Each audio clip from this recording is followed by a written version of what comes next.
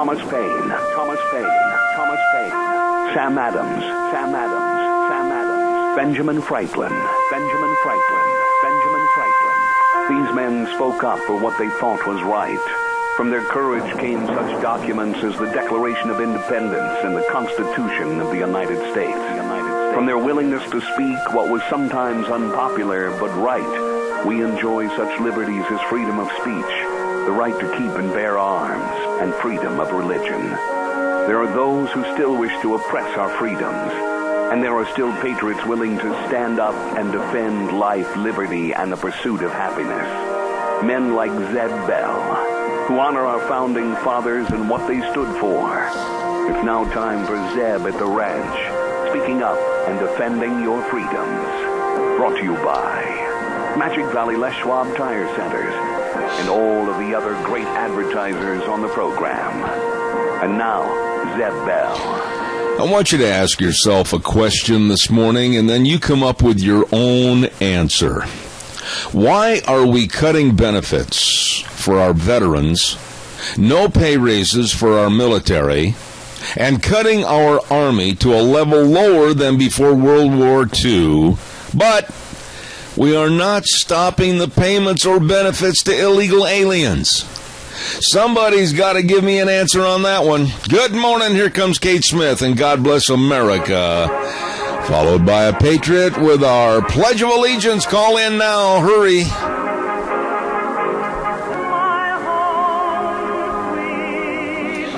Oh, good morning. Good morning on a Tuesday, a very foggy Tuesday outside. Good morning. I'm Zeb Bell, Zeb at the Ranch. And, of course, our major sponsor, your Magic Valley Les Schwab Tire Centers, all 7 locations serving you. And, of course, don't forget to Western Waste Services, always at your disposal. Call, get on the route service today, 734-6969. And without further ado, let's check and see who our Pledge of Allegiance person is this morning. Good morning. Good morning, young man. How's my friend Dal this morning? I'm rottener than rotten. That a boy. Give us the pledge, please. Thank you. I pledge allegiance to the flag of the United States of America and to the republic for which it stands, one nation, under God, indivisible, with liberty and justice for all. Dal, thank you, and your lovely wife. Your friendship is always appreciated. God bless you today, my friend. Take care. Same to you. All right, thank you. Hope to see you at Lunch Bunch on this Thursday. And all right, my friend, thank you. And we also want to say thank you to some of our people that provide our gift certificates for our Lunch Bunch. And they are Hanson Mortuary, Smith's Food and Drug, Walmart, and Stokes Food Center. God bless each and every one of them for getting involved in Zeb's Lunch Bunch. This Thursday at 11:30 at Denny's. Don't forget that. In Burley, 611 Overland in Burley. Time for the weather. And the weather is brought to you by Cheney Flooring and Home Design. Today is Tile Tuesday. And they've got all the tile you could possibly want to put in your home for upgrading all the good looks of your home. Don't forget Cheney Flooring and Home Design, 1228 Oakley Avenue in Burley. Carpet and flooring and tile, kitchen construction, home decor items. Like I said, whatever you need to make your house a home, look for the blue door at Cheney Flooring and Home Design, 1228 Oakley Avenue in Burley. And right now, here's the weather. It's time now for your Zeb at the Ranch weather forecast. Scotty Cameron sitting in for Gina Jameson. For today, slight chance of showers, looking for a high around 56. Tonight, mostly clear, expecting a low around 37. For Wednesday, sunshine, expecting a high around 62. Then for Wednesday night, mostly clear, expecting a low around 38. For Thursday, mostly sunny skies, expecting a high near 63. Thursday night, partly cloudy, expecting a low of 38. Rounding out the end of the week, Friday, mostly sunny, and a high around 57. This has been your Zeb at the Ranch weather forecast. I'm Scotty Cameron, sitting in for Gina Jameson. You know what? I really appreciate those two. Gina and Scotty doing a heck of a good job over on our sister station, the Cat Country. And thank you. Brought to you by Cheney Flooring and Home Design, 1228 Oakley Avenue in Burley. Look for the blue door. Hey, don't forget, Thursday is sale day at the Burley Livestock Sale Yard, 1100 Occidental Avenue in Burley. Merv May, Kay Draghi, and Lance Udy. Yeah, buddy, the sale that works for you. Starting time 10:30, and it's located at 1100 Occidental Avenue in Burley. The number to call for consignment information, 678-9411. Burley Livestock Sale Yard, sale Thursdays at 10:30. Don't you miss it, okay? Let's see, we got a bunch of things to tell you about this morning, and I've got some phenomenal guests coming on the program. Frosty Woldridge, Art Kane is going to talk about the medical marijuana in general mess in Denver, Colorado area, and of course Dr. History. And then at 10:30, I've been looking forward to this interview for the last couple of weeks since I booked it. Tori Richards with Watchdog.org is going to tell us how absolutely disgusting and just illegal the EPA really is. And I can't wait to get that on this morning at 10:30. Don't miss it. It's going to be really interesting. By the way, too, don't forget our friends at SafeLink Internet. The reason I'm swallowing a lot this morning is I've got one of those fruity cough drops. Woo! Make you pucker up, let me tell you. SafeLink Internet, Idaho's number one choice for wireless internet. 18 years and counting. No contracts, no credit checks, unlimited data. All you have to do to get on the program and be just like us, man, we love SafeLink Internet. Number to call, 677-8000. That number again, 677-8000, SafeLink Internet. I've got some more Rumply Crumplies I got to take down to Daryl's Cleaners today, too, at 1223 Albion Avenue in Burley. Oh, Kevin and Cindy and the crew, they're such nice people, and they've been with us for years and years and years. And even before they came on this program as advertisers, we went to them for our making our clothes look brand spanking new. They are the best, absolutely. Daryl's Cleaners, 1223 Albion Avenue in Burley. You stop in and see those good folks today. I got a story here that just absolutely shows, without a shadow of a doubt, how some schools and some administrations and some principals should be thrown out of education. And I'll tell you a little bit about this story. I heard about it last night, and I thought I'd do some follow-up on it, and Deanne helped pull some more information off the websites this morning as to what's going on at a San Francisco middle school. And in general, here's what's going on down there, and I want you to respond to this morning, parents. The San Francisco middle school is refusing to tell or announce the winners of a school election. You know, the kids go in, they vote for the class president or whatever the different choices are for. It's an in-school election. Great things. I just think it's great to teach these kids the value of voting and to go out and really, come up with a program to solicit the vote, tell them what you're going to do, that type of thing. Well, now the students are saying that the principal is not going to release the name of the winners because the principal believes the winners are not diverse enough. So this is just wonderful. This is just wonderful. We're teaching kids that a vote is no good if it doesn't go along certain guidelines of what particular people in charge think they should be. Now, this middle school, according to KRON-TV, said the principal does not like who won, and that the principal believes the winners are not diverse enough.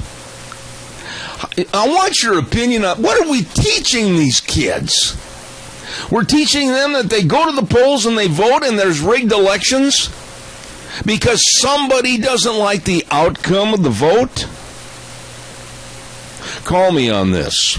436-2244, 1-866-927-4587. Ay, ay, ay.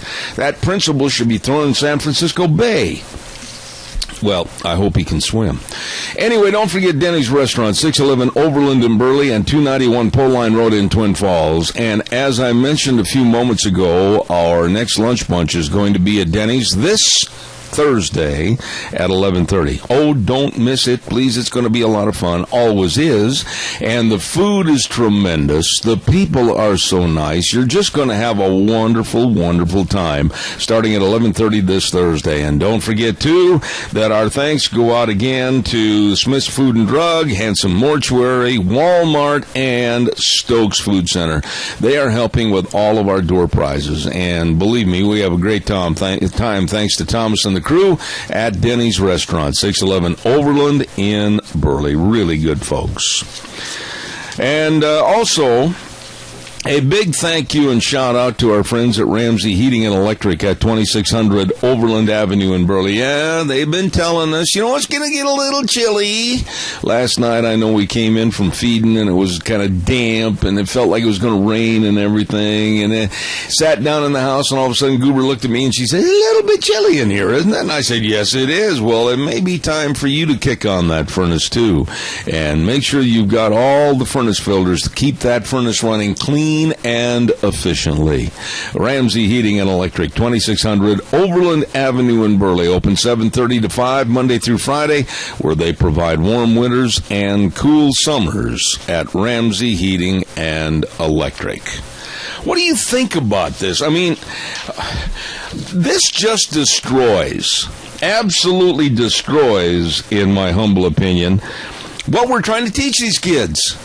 Or aren't we trying to teach these kids? Are we teaching them that, well, yeah, go to the polls and vote, but if it's not something that we like, we're going to overturn it or hold the results and have a re-election, and then we as a governing body, the school board and the principal, etc., we'll kind of change things a little bit. We'll put this child in here, we'll put this child over here so we have a more diverse outcome. Honestly, I've never been so outraged over something in my life as I am this story.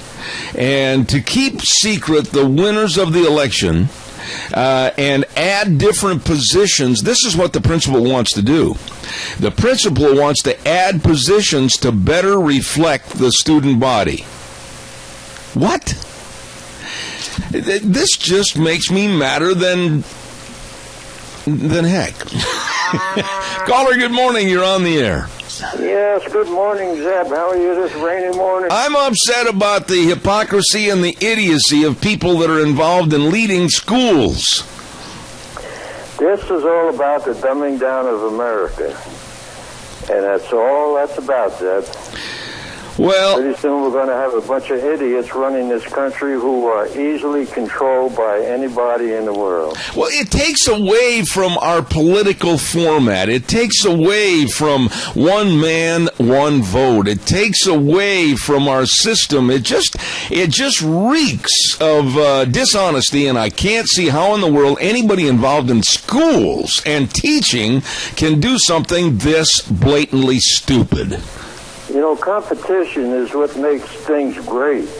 You eliminate the people that just don't have it to do what's needed to be done in the country, and the rest can go find something that they're suited for. Tony, let me ask you something. What's your background? What's your heritage? Are you Italian or what? What's that? I say, what's your wheels? Turn it up a little bit so they can hear me better, and give me a better feed on my line too. It's a little low this morning. Tony, you're of Italian descent, are you not? Yes, that's right. All right. So if you come over here to this country and you're going to school, and let's say that there's only about 5 or 6 Italians in the class, and they have the class presidency voted for, and you didn't win, are you going to yell, scream, and holler because you weren't in the majority? No, I'm not. Maybe I wasn't good enough for the position, or maybe I'm too good for it. And if I felt I wasn't up to a task of becoming something decent, I would try harder. Absolutely. There you go. To say that we're going to rig an election because it's not diverse enough, and little Johnny or Susie, they didn't win whether they were black or brown or whatever, that is just absolutely, it's so damning for our times today. We're being dishonest to ourselves and to the future generations. Well, we're moving backwards today because of this sort of thing, and we're not moving forward. Yeah. So that's all we've got to look forward to under this administration. Oh, I totally agree with you, Tony. God bless you, and give Mary a kiss on the cheek. Tell her I love her. Thanks. Oh, okay. All right. Thank you much. Bye. Appreciate it. You know, what do you think about this? I'd like to have a school administrator, and sometimes it's hard for them to call, but I'd like to hear from them. I'd like to hear how anybody, and if there's somebody out there that would take the side of the school administration on this, I'd like to hear that. We're not teaching these kids anything about right and wrong and honesty. We're teaching them the opposite. This is appalling to me. Maybe it doesn't bother you, but it does me. This story hit me this morning above all the other stories that I've got to report on. That all those kids learned is, well, it didn't make any difference if we went to the polls or not. The principal and the school board are going to overturn it anyway, so why have it? I mean, gee whiz. Four Paws Bed and Bath, 370 West 200 South of Rupert. They're going to have another doggy Halloween party. This is so much fun, and I'll tell you what, I've seen some of the pictures of their past Halloween parties. Four Paws at 370 West 200 South of Rupert, October 31st, Saturday, Halloween party. Parade of costume dogs and owners will start at 1 p.m., followed by prizes given for dogs and family members, and they'll be taking pictures, and there's going to be refreshments. I'm laughing because it's so doggone cute and funny. You're going to love it at Four Paws Bed and Bath. Their great big Halloween party on Saturday, October 31st. That is going to be a real keeper, I'll guarantee you. All right, give me a call, 436-2244, 1-866-927-4587. Maybe this doesn't bother you, but for this principle, keeping the results of the vote secret and then trying to add more positions.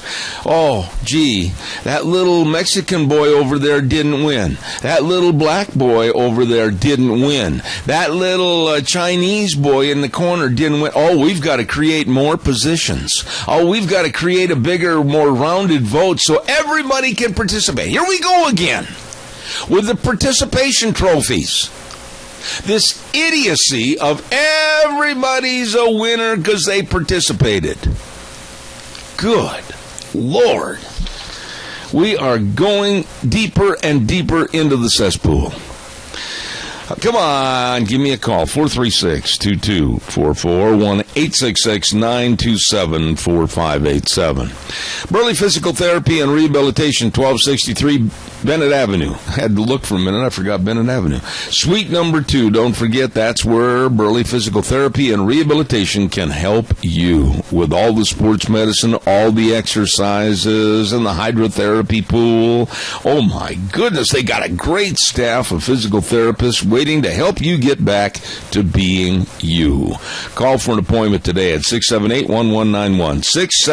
678-1191. They are the best. Burley Physical Therapy and Rehabilitation.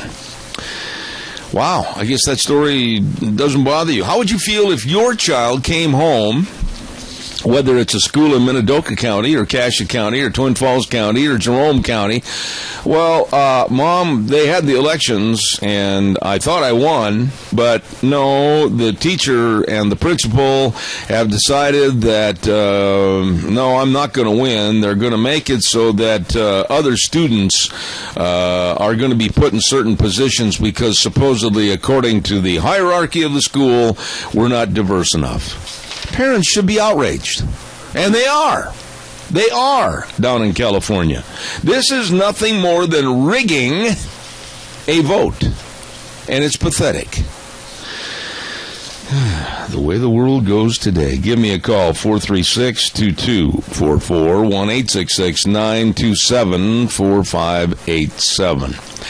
1-866-927-4587. In a related subject this morning, I want to talk a little bit about our liberal economy.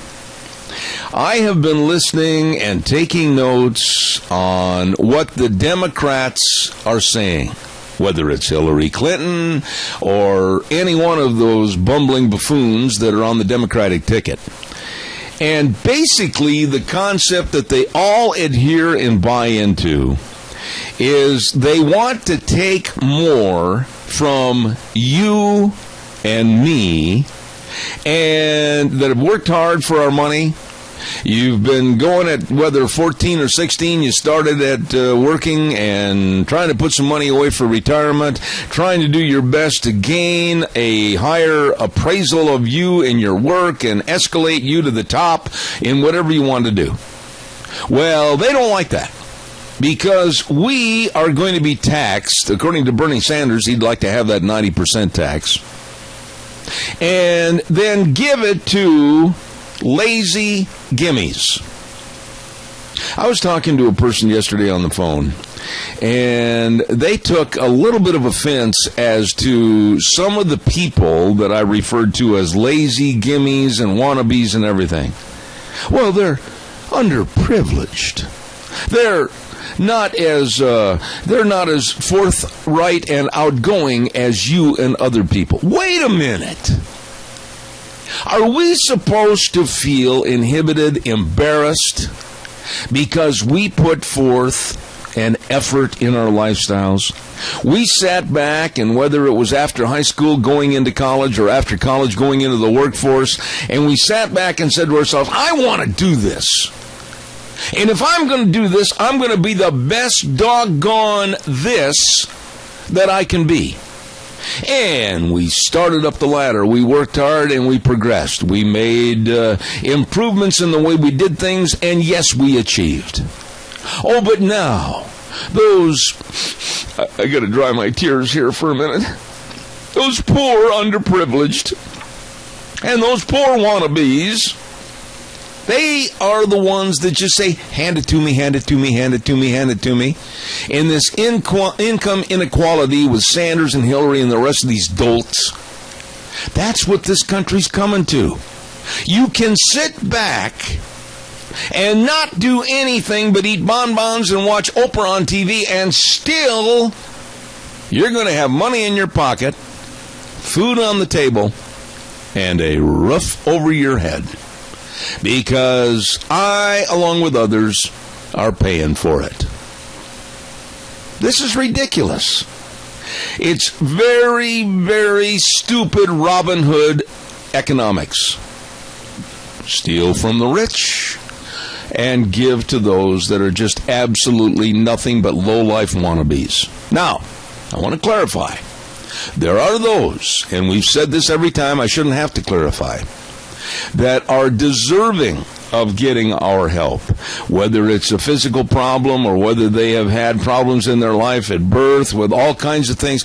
I am absolutely more than willing to help out anybody, or they've had some really destitute problems in their marriage, their family, whatever. Until they get back on their feet again, yes, I'd be more than willing to help. But you know, there's a large percentage that are too damn lazy to do anything. And that's what I'm against. Come on, give me a call, 436-2244, 1-866-927-4587. Don't forget our dear friend Christine Pickup, Doctor of Audiology, over at Mount Harrison Audiology and Hearing Aids. Number to call, 312-0957. And boy, I tell you what, I've learned a lot about medications. They can affect your hearing, and health problems can affect your hearing. Seriously, diabetes, all kinds of different things can affect affect your hearing. Now, if you're having trouble hearing things and different items, then I suggest you give her a call for a hearing screening today. It's time well spent, believe me. And the number to call, 312-0957. Mount Harrison Audiology and Hearing Aids. You call them today. I don't know what happened, but gee whiz golly, we don't have our calls coming in regarding what's going on with the school and rigged elections, and then also the Democrats and the Robin Hood theory of economics will take from those that have, and it not necessarily the rich. You know, I don't know what you term as rich or extremely wealthy or whatever. Yeah, Donald Trump, extremely wealthy. Okay? That's a gimme. I hate to say it that way. But anyhow, you know, but those that have accomplished something, those that have a little money in the bank, those that have worked hard to put themselves into a nice home, maybe drive a nice car, maybe take the family on a little vacation, or maybe recreate with the family and maybe have some snowmobiles, or maybe a boat, or maybe, in my case, some horses, and enjoy them. Oh, you're one of those evil people that are the haves. Why, we've got to take away from you and give to the have-nots. This whole world, this whole United States economy is absolutely being twisted and torn and upside down by the likes of Hillary and Big Dumb Bernie and the rest of them. It's got to stop. Give me a call, 436-2244, 1-866-927-4587. Okay, what about Lennox and Ramsey's? By golly, Ramsey Heating and Electric offering rebates on qualified Lennox home comfort systems, whether it's a gas furnace, air conditioner, or a heat pump. You and your family will enjoy the comfort. Call them today at 678-0459. Ramsey Heating and Electric and Lennox. They can save you money. Well, we don't know if Joe Biden's in the race or not.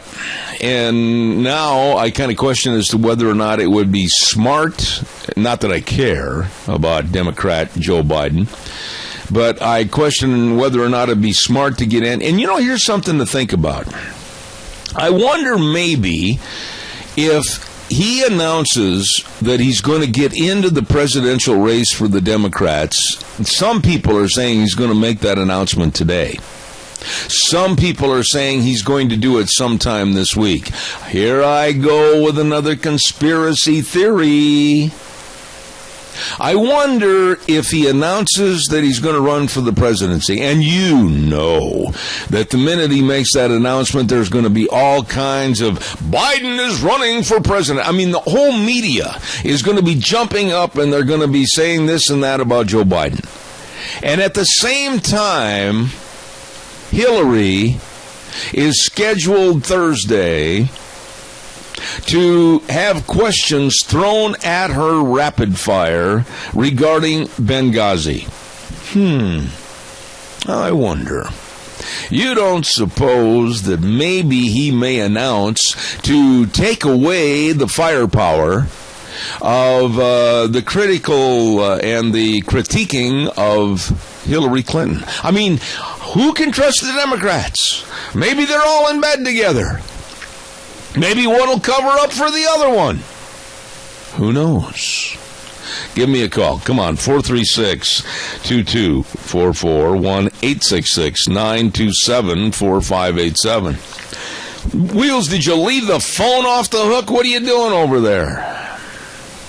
No, sir. I guess it's just one of those mornings. Well, it's just one of those days. We ought to write a song like that. We should. All right. Berry Equipment and Rental, thanks, Wheels. They have the equipment to get any job done right. That's right. They've got 3 locations to serve you.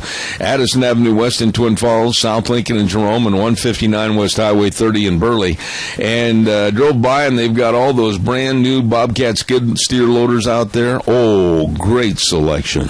And all the Coyote tractors, and I'm telling you, they've got great big Doosan loaders. Woo-hoo, man, no job is ever going to whip you. You've got the equipment right there at Barry Equipment and Rental to take care of everything. Twin Falls, Jerome, 159 West Highway 30 in Burley. You stop in and see those good folks today.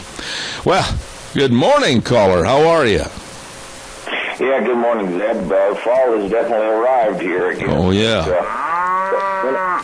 The big thing that we have to realize is that Hillary, laughs all this off. I think Trey Gowdy might actually take her to the woodshed, hopefully, but, the national news media is not going to report a whole lot of it. That's a really sad deal. And the national news media, of course, along with Al Sharpton and so forth, are pushing very strongly for a national police force.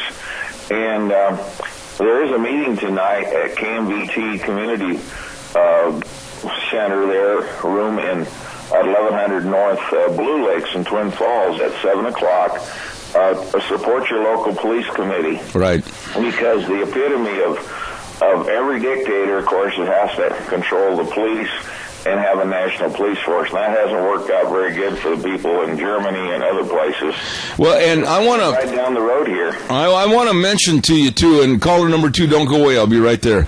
Adrian, I want you to be listening, if possible, at 10:32 this morning, because I've got Tori Richards, and she's very outspoken against the EPA, and she has broken down exactly out of their budget. I don't know if you're aware of it or not, but they still have an increasing budget of $8.1 billion with the B dollars every year, and they have devised their own SWAT teams and their own military. This is extremely scary, and we're going to talk about that at 10:30 this morning. Well, yeah, and that's a good point to bring up. I'm glad you brought that up, because the EPA has their own SWAT military.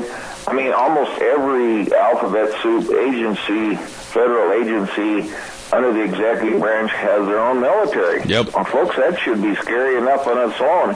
And the EPA has already conducted some major raids, and without really having any reason to do so. But they just come in there to Gestapo. It's already here, but of course they're wanting to nationalize the thing under the executive branch.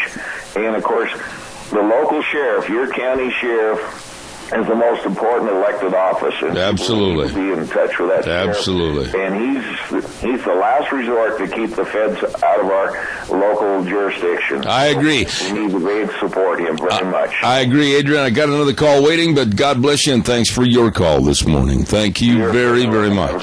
Thank you. Caller, good morning. Thank you for your patience. You're on the air. Well, good morning. I thought maybe you were going to be by yourself all morning. Well, you know what? I was starting to get really lonely. I went on a hunting mission early this morning with my fly swatter, and I've been eradicating all the flies that decided to take up residency in my office, and I was getting so lonesome I was almost wishing they were back here with me. Well, getting back to the subject you were talking about, don't these Democrats understand that it's Republicans' turn? They did it for 8 years. We did it for 8 years before. It's our turn. Yeah, it's not a matter of turns, and I know you're being facetious about this, Keith, but, really, economically and with our value system going down the drain, our discussions on whether or not they're going to try to change the Constitution or not, we've got a lot at stake in this next election. And going back to a story that's related to this, when I hear schools and principals try to change or alter the way a school election is, that's exactly what the government wants to do in this country with us. And I think it's time to stand up, and I'll use the word again, revolt, because we're losing our value system. Well, this is all because of few people, and that's the problem. It's always a few that rule the roost. That's right. That's right. And now... I've got you on... somebody ought to fix that. Well, That's the word we use. Somebody ought to fix it.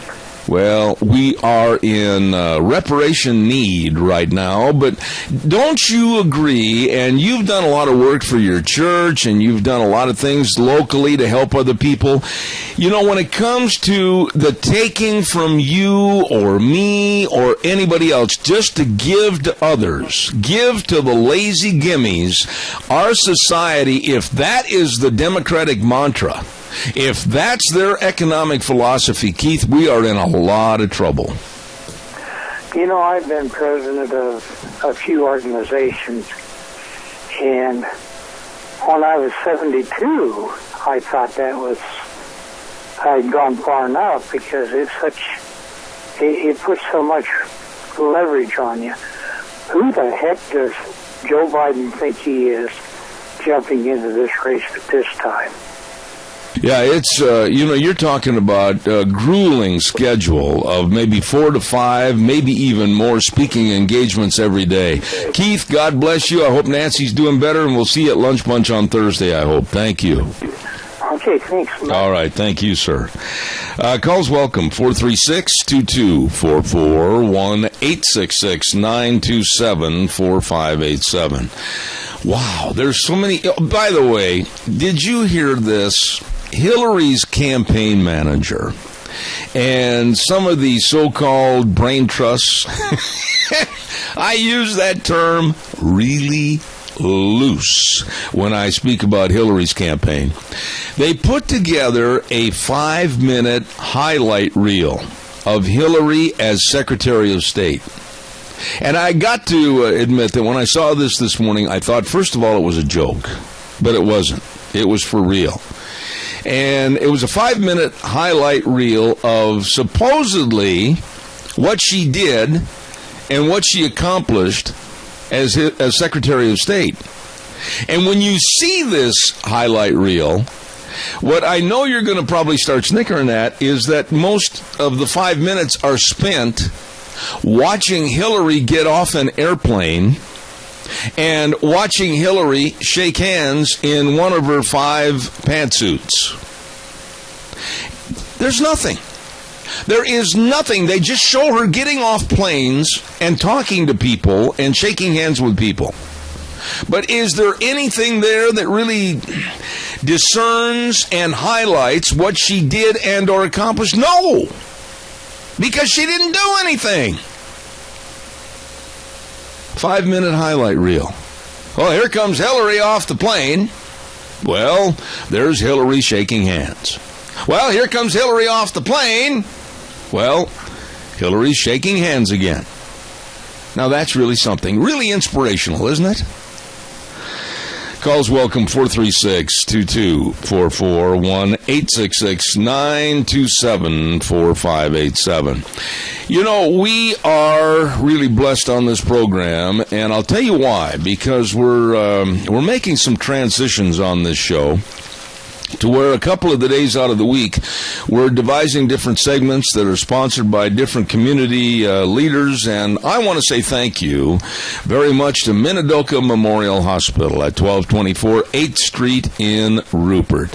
Their vision of Minidoka Memorial Hospital is an independent community hospital dedicated to improving the health and well-being of the Mini-Cassia area. And you know, they say the purpose of the hospital is to provide and promote high-quality, compassionate primary health care services and health education to the residents of this Mini-Cassia region. Your health is very important, so please work with the best that care. Minidoka Memorial Hospital, 1224 8th Street in Rupert. Call for information at 436-0481.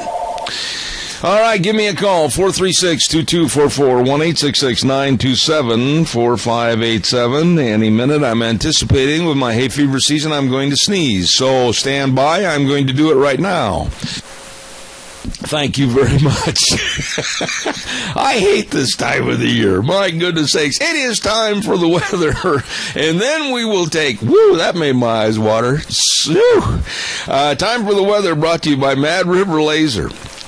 I remember one time they were passing the collection plate in church, and I had to, never mind, I'll tell you that story some other time.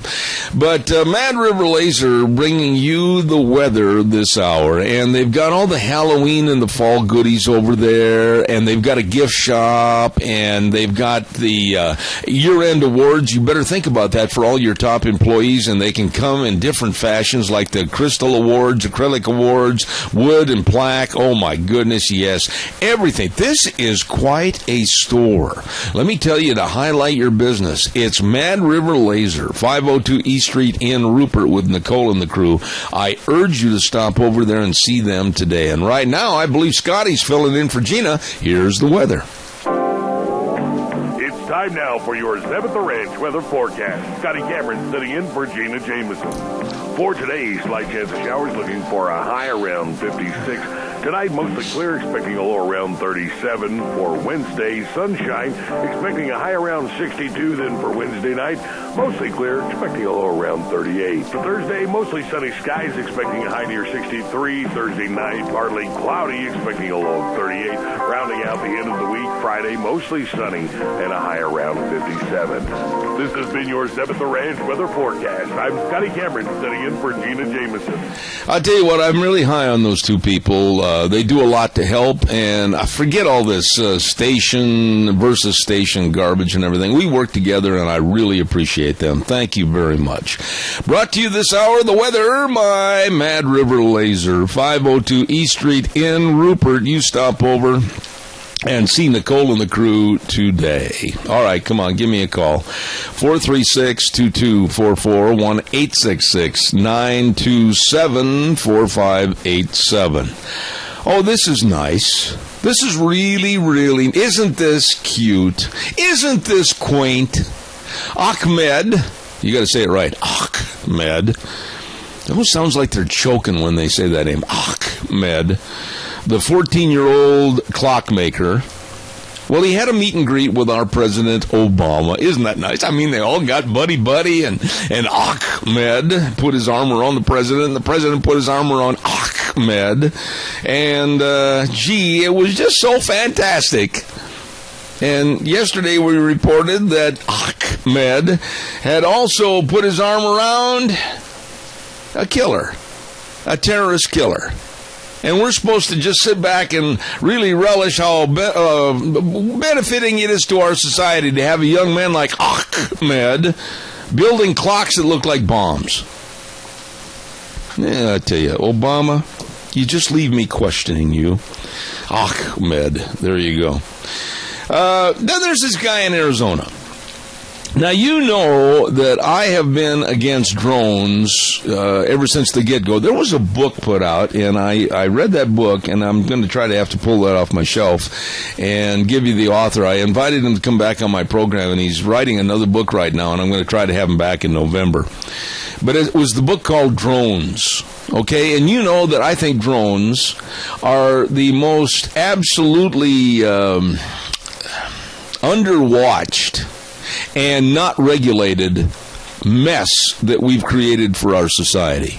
You've got drones here, you've got drones there, you've got drones invading the airspaces of airports, you've had near misses with drones, you've had stories about how they could go right up into an engine and cause a major air crash. We've had drone stories about how they've come out of the sky and fallen on vehicles and scratched the paint and damaged things. We've had all kinds of stories on drones. But now here's this guy in Arizona that goes out and buys a relatively expensive drone. I mean, that's a pretty big drone. And he dresses it up as a ghost with the sheet and the face and everything else. And so he's running this over a city park and around city streets and everything. And then all of a sudden in the dark, somebody's walking home, and this guy drops a ghost in front of him. Now, I don't know about you, but with a heart attack that I had in January, I'm not really relishing the fact of having another one real soon.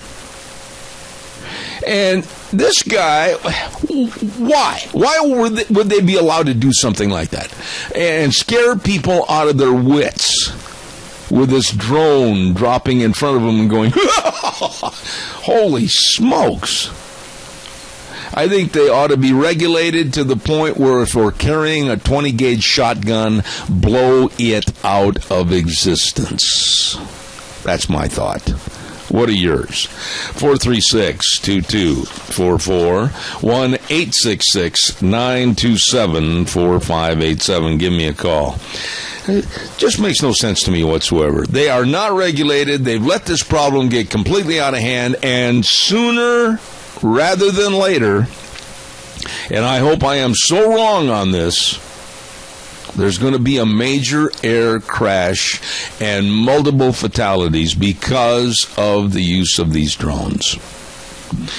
All right, come on, your turn. 436-2244, 1-866-927-4587. Did you hear what happened in Pennsylvania with those two high school football teams? This is another story about where is the adult leadership.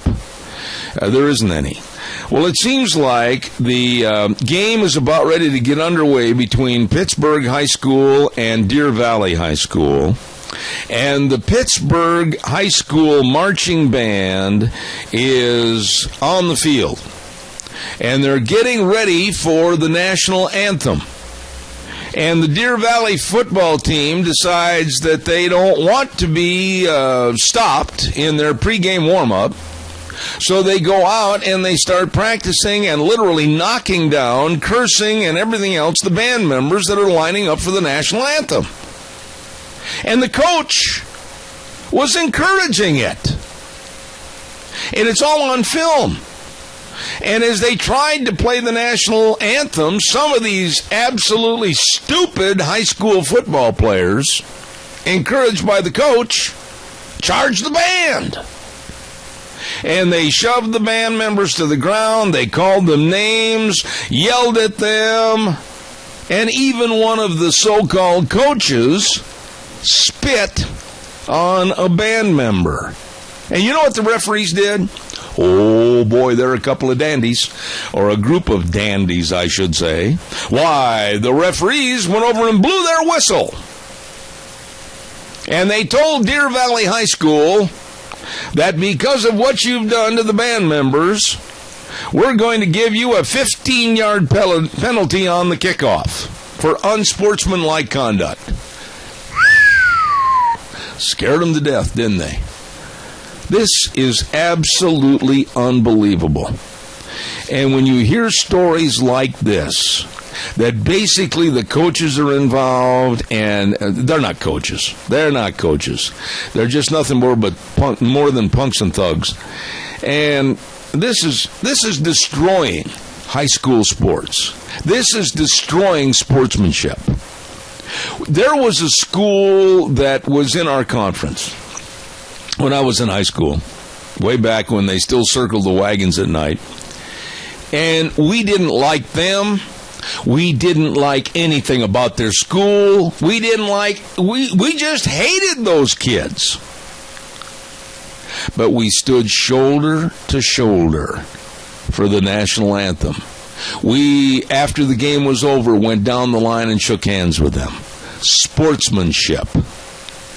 And where is the sportsmanship here? The band's lining up for the national anthem. And this team, along with their coaches, they're out throwing footballs at the tuba player and knocking them down and everything. This is insane.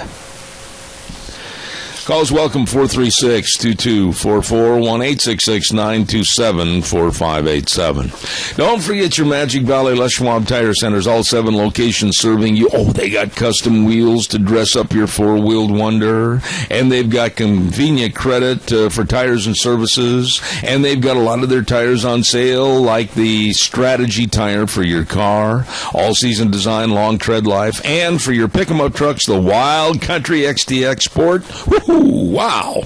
And, of course, the best in brake service and front-end alignment, shocks and struts, batteries. Make sure you got a good battery. Weather's getting colder. All of this and more at your Magic Valley Les Schwab Tire Centers with Lane and Rupert, Dave on Blue Lakes and Twin, Mike and Buell, Mike and Jerome, the Twist family in Paul, John on Poline in Twin Falls, and Randy on Overland in Burley. the best, your Magic Valley Les Schwab Tire Centers. I got time for one more call. Real quick call. Give me a jingle. And boy, the calls have been kind of sparse here this morning. Must be the fog. Maybe they can't find the phone. Anyway, give us a call. 436-2244, 1-866-927-4587. Don't forget, coming up on November 19th, it's the second annual Pilgrim Pride Dinner at the Golden Heritage Senior Center, 2421 Overland in Burley, starting at 5 o'clock, going till 7:30 p.m., and it's only $10 per ticket. Now, listen to this. The proceeds going, of course, to help support the Meals on Wheels. Last year, it was a phenomenal success. Let's not make it any less than that this year.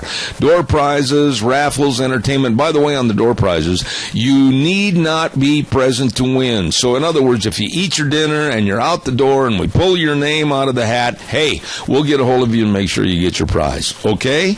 That's the second annual Pilgrim Pride Dinner at the Golden Heritage Senior Center at 2421 Overland Avenue in Burley, November 19th, starting at 5 p.m. Don't you miss it. And tickets will be sold at the door, and there's other places around the area that will be contacted for the purchase of tickets, too. So there's going to be a lot of room out there to get tickets. Okay, give me a call, 436-2244, 1-866-927-4587. Next hour, we're going to be visiting with Frosty Woolridge back in Colorado. As a matter of fact, it's kind of interesting the way it worked out. I've got two Colorado guests coming on next hour. Frosty Woolridge from Golden and Art Kane, radio man from Denver. And Art's going to be talking about marijuana and all the problems that legalized marijuana is causing the Denver area. So that should be interesting. Then, of course, at 10:06 this morning, I believe Dr. Ken Turner is going to be back in the saddle this morning as Dr. History. And then at 10:30, Tori Richards talking about the EPA. All of this and more on Zeb at the Ranch. Right now, we're going to turn it back over to Wheels at our main studio, CBS News, and I'll be back in just a moment.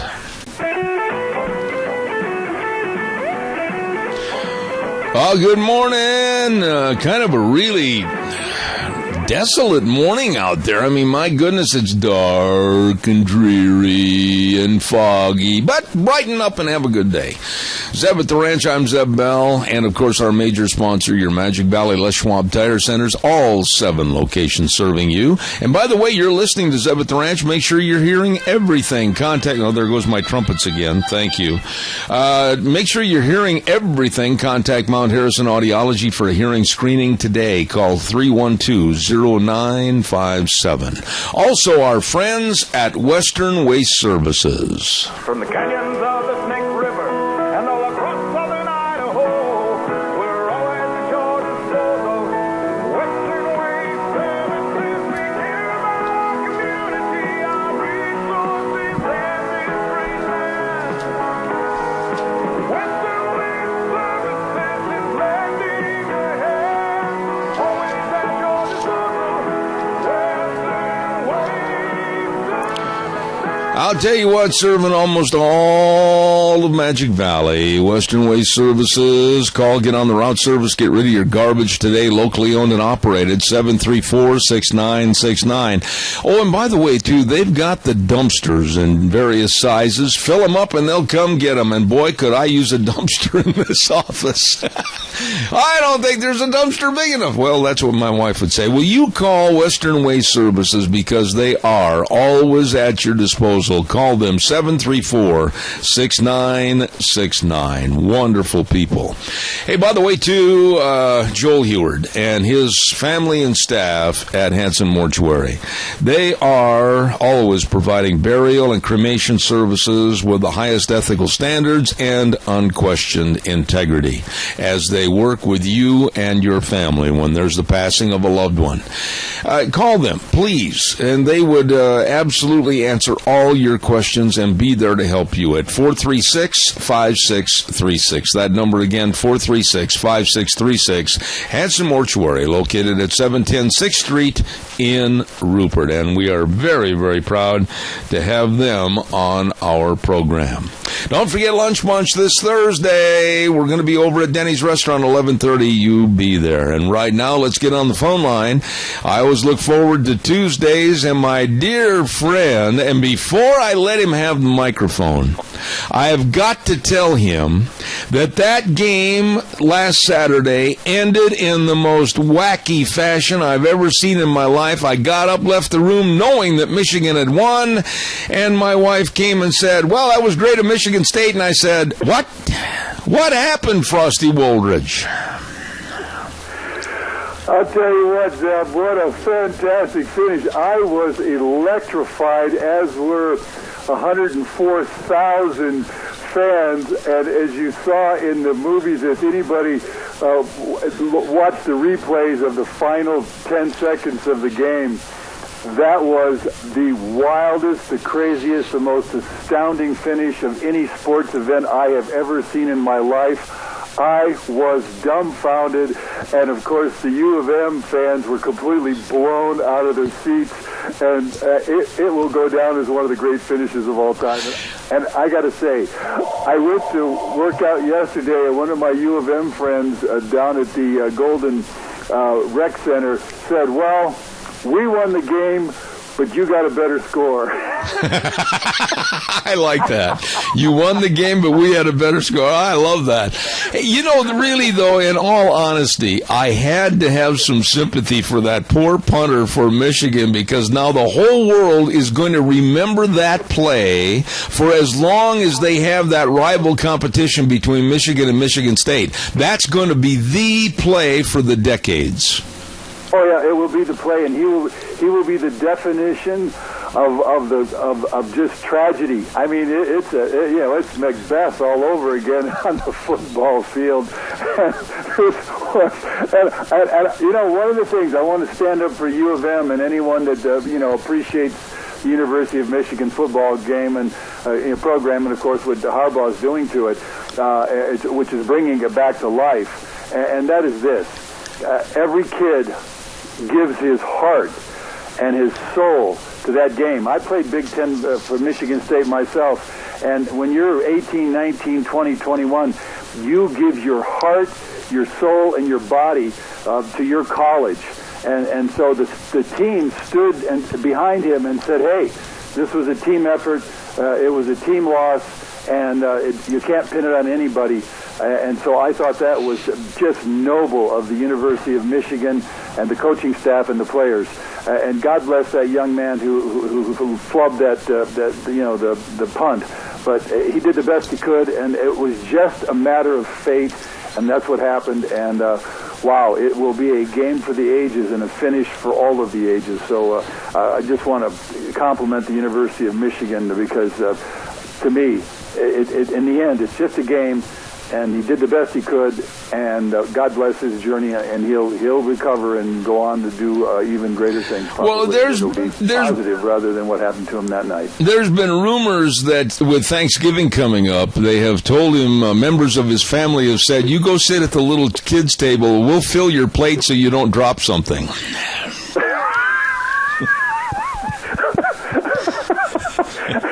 No doubt. Well, as a matter of fact, I mean, on the bad side of that, too, I mean, I understand that he had some death threats. So it goes to show you, fans, of course, we all know that that's short for fanatic. and obviously there are, I have to tell you, one of my friends was up at I have an 80-acre farm that's been in the family for 65 years. Up in south of Cadillac, Michigan, and a lot of my MSU friends go there and hunt for deer.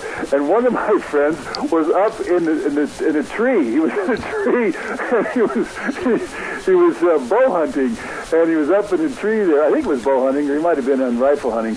But anyway, he texted me from the tree that Michigan State had just won in the last 10 seconds. I mean, so here he is hunting for deer, and he's got his smartphone up the tree. So obviously, everybody pays attention to the Michigan State game there in the state of Michigan. I agree. Well, listen, congratulations to your alma mater. Hey, I want to talk about something a little bit different this morning than our normal items. I've termed the Democrats and their economic ploy against you and I and the rest of America as Robin Hood economics. Take from those that have and give to those that are too doggone lazy to get up off the couch and go do it themselves, the lazy gimmies, and that's the mantra. If you listen to that debate the other night, that was basically it from one end of the stage to the other. Take from those that have and give to those that don't. Income equality. It's absolutely pathetic, Frosty. Well, let me correct you on the first sentence. Take from those who have. Let me change that. Take from those who work. That's right. I'll agree with that. Thank you very much. I'll agree with that. And the fact is, anyone who doesn't know Bernie Sanders, and Bernie Sanders, just his initials, just take it from there. Bernie Sanders is a socialist. And socialists, well, the Democratic Party is socialism-based. It wants to redistribute those who work, that four-letter word work, and give to those who don't work. Yeah. Or don't want to work. I agree. Or don't stay in school to educate themselves enough to be able to work, to be a part of the working class American. And when you have more of those who don't work, which we all know if you continue to give to those who don't work, you get more and more of those who don't work. The Great Society by Lyndon Baines Johnson is a perfect example of rewarding those who don't work, don't stay in school, don't have any personal pride, don't have any sense of personal accountability, and certainly don't have any responsibility toward themselves. You have got the great Hillary Clinton and Bernie Sanders, Malloy, and a few of the others, that was Mallory, up there looking to give them more. And in the end, socialism does not work. You and I, no matter who you are, in the end, you have to work in order to contribute to a civilization, a society, and make it function. So their basic tenet is absolutely untenable. It cannot and will not survive. It will not succeed. And then all of us literally get to go down with the ship. Because socialism is just like the Titanic. Well, and the thing is, a lot of people, I don't know why they can't see down the road 5 or 10 years, 15, 20 years. I'll even give them the 20 years. That you keep taking and taking and taking and diminishing those that work and diminishing the value that they have as maybe employers or maybe entrepreneurs for new businesses, and you keep denigrating them and taking away from them, and you've got nothing left but a nation of sheep that are absolutely controlled by the hierarchy of government, and that's where we're headed, believe it or not. Oh, that's where we're headed. You're seeing it everywhere. I mean, when you look at the lack of personal accountability, again, I brought this up in the past, but you need to understand that this is getting worse. 73% of African American children are born out of wedlock. I mean, that's a man and a woman not taking personal responsibility and having a child out of wedlock, and then going on welfare. And again, that 48 million Americans that are on welfare right now, there is a loss of personal accountability and personal responsibility. All those living in Section 8 housing, how many of them dropped out of high school? Mm-hmm. I mean, if you don't get at least a high school degree, you pretty much don't know how to read or write at any level that's going to be competent for any kind of a job. And so that basic tenet, that aspect that has driven our civilization in a positive path all these years is being lost, and you're exactly correct on that. We have a caller with a question for you, Frosty. Good morning, caller. You're on the air. Yes, dysfunction is what we've got and it's just so prevalent. But it leads to lack of reproduction or sporadic reproduction without any kind of guidance. And when we have this kind of wandering mess, and you cannot reproduce yourself as a society, as a race, because nobody knows how to do it anymore, and they're losing it. And so when we can't, have a cohesive family unit, we won't have a society. And I know this is all stuff we all know, but when these young people don't know how to live their lives in a way that is productive, it's just, you wonder when the era was going to change for the better. I'll hang up. That was a good remark right there. Frosty, go ahead and elaborate on that a little bit, if you would, please. Well, and I compliment the caller. You're exactly right. The family is the foundation of any society. And the family, a cohesive family unit. I mean, of course, all of us as families, we squabble, we get into, the disagreements and all that goes with that. But the family is the foundation that solidifies any civilization. And without it, you then have all sorts of male rogues, disenchanted young people, and what do you see, and where do you see that? Look to the Middle East, look to Africa, look to ISIS, look at all of Libya, look at all of the raging craziness going on. Look what's happening in Europe right now with all of the massive import of these Syrian refugees and all these other African refugees. Does anybody notice that they're virtually all young men? Yeah. These young men are literally they're unresponsible. They're not cohesive to any family unit. They're demanding money from the Germans rather than just basic food and water with their hat in their hand. And so, yes, look at the kinds of gangs that are going on in Chicago and certainly in L.A. and even in New York City. This is a disaffected and not cohesive, the family unit's broken down. And the black crime in this country, I mean, when you've got 6,000 African-American people killing 6,000 African-Americans every year, that's the black-on-black crime. That's obviously a completely disjunctive family unit, and this country is paying a severe price for that in the deaths of all those young people, and certainly the communities that are broken up. And again, it gets down to the basic fact that we're losing the family cohesive unit in this country, certainly with the minorities and certainly in the African-American community. I'm going to go one step further, and I don't care who's offended by this. Good heavens, if I worried about offending somebody, I'd never turn on the dial for this radio program. But I'm going to say that we've got away from our basics of faith and religion and God. And I tell you what, this country, ever since we have seen a resolve against religion and faith and the families worshiping together and celebrating a Sunday dinner together, all of this, I think, has contributed to the demise of America. Well, that's exactly correct. We're losing the ethos of our country. And again, each week when I come on this show, being a very deep observer, I'm a deep observer. I really study what's going on. I'm over here on Liberty News Online right now, which I also write for, which is just another independent news service. It's got anti-Muslim immigration party wins Swiss election and a slide to the right. Here's another one. Far-right nationalist parties make massive gains in Europe because of Muslim immigration.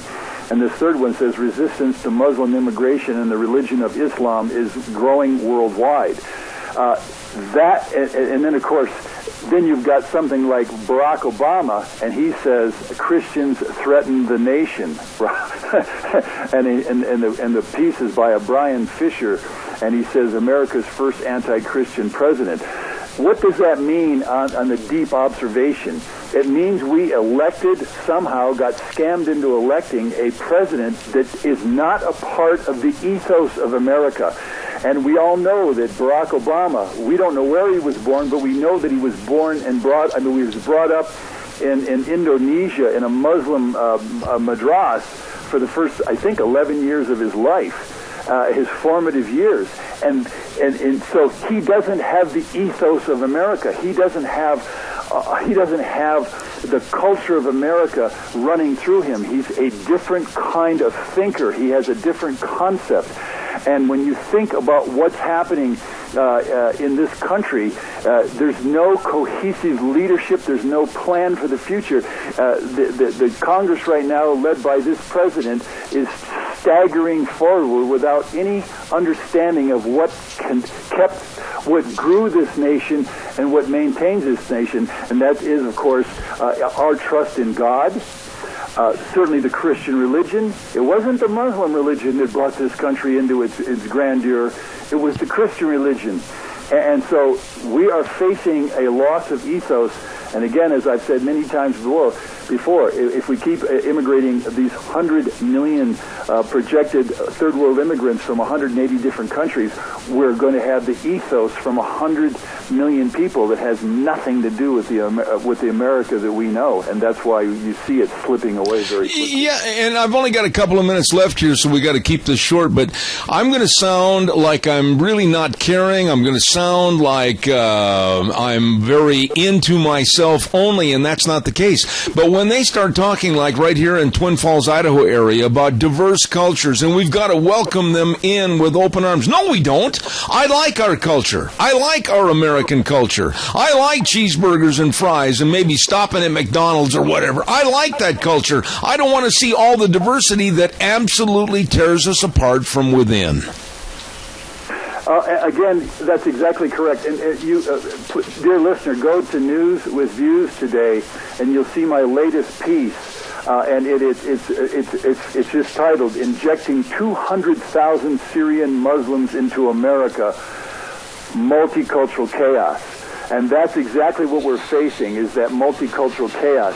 And again, if you are as terrified and frustrated as I am, join tapsweb.org and numbersusa.org and carryingcapacity.org. These are organizations where you can write to your leaders and your senators and your House reps to stop this thing. We have to, Zeb, stop 200,000 Syrian Muslim refugees, because if we save them, we will destroy ourselves. I couldn't agree more. Frosty, I always look forward to having you on the program.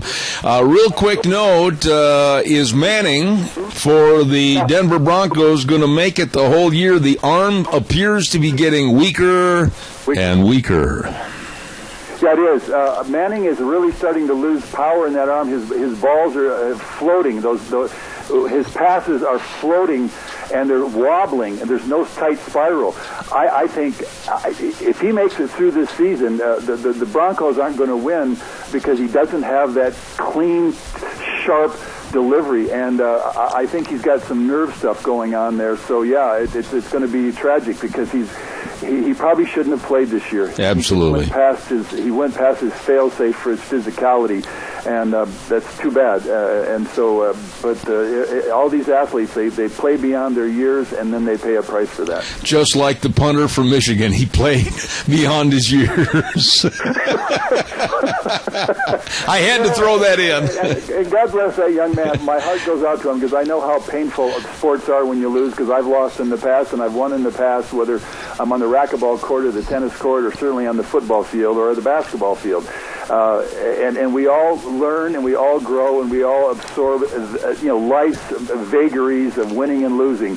But in the end, we move forward. And each week that I come on, hope each and every one of you listening to Zeb Bell and all the speakers that come on Zeb Bell's show, we are in this together. And as I said, look at these new titles coming out of Europe. They're starting to fight back against Islam. We have to fight against all immigration from Islam. We need to stop it, because if we don't, we are going to destroy our culture. And I rather love the American culture. It's about who we are and what we are, and it's what made us great. And I'm not about to give it up to any multiculturalism, and it's certainly not to a bunch of Muslims who are ransacking the world wherever they go. Frosty, God bless you, man, and the very best to you. And I'll look forward to next Tuesday. Take care and have a great week.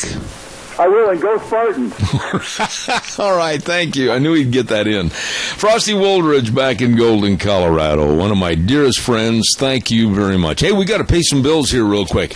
I said yesterday, and I had a call after the program about Snake River Auto Body and Paint in Twin Falls at, of course, the location, 4th Avenue West in Twin. 404 4th Avenue West in Twin. I mentioned that I had a little ding in my pickup I wanted taken care of. It was more than a little ding. It was a pretty good-sized ding that somebody decided to put in. These folks are excellent. They've been in business since 1996, and they've got 5 estimators, 20 employees, and they've got loaner cars available if you're going to have your outfit in the shop for a while, and they're really concerned about your safety and your welfare and fixing your vehicle up the way it should be.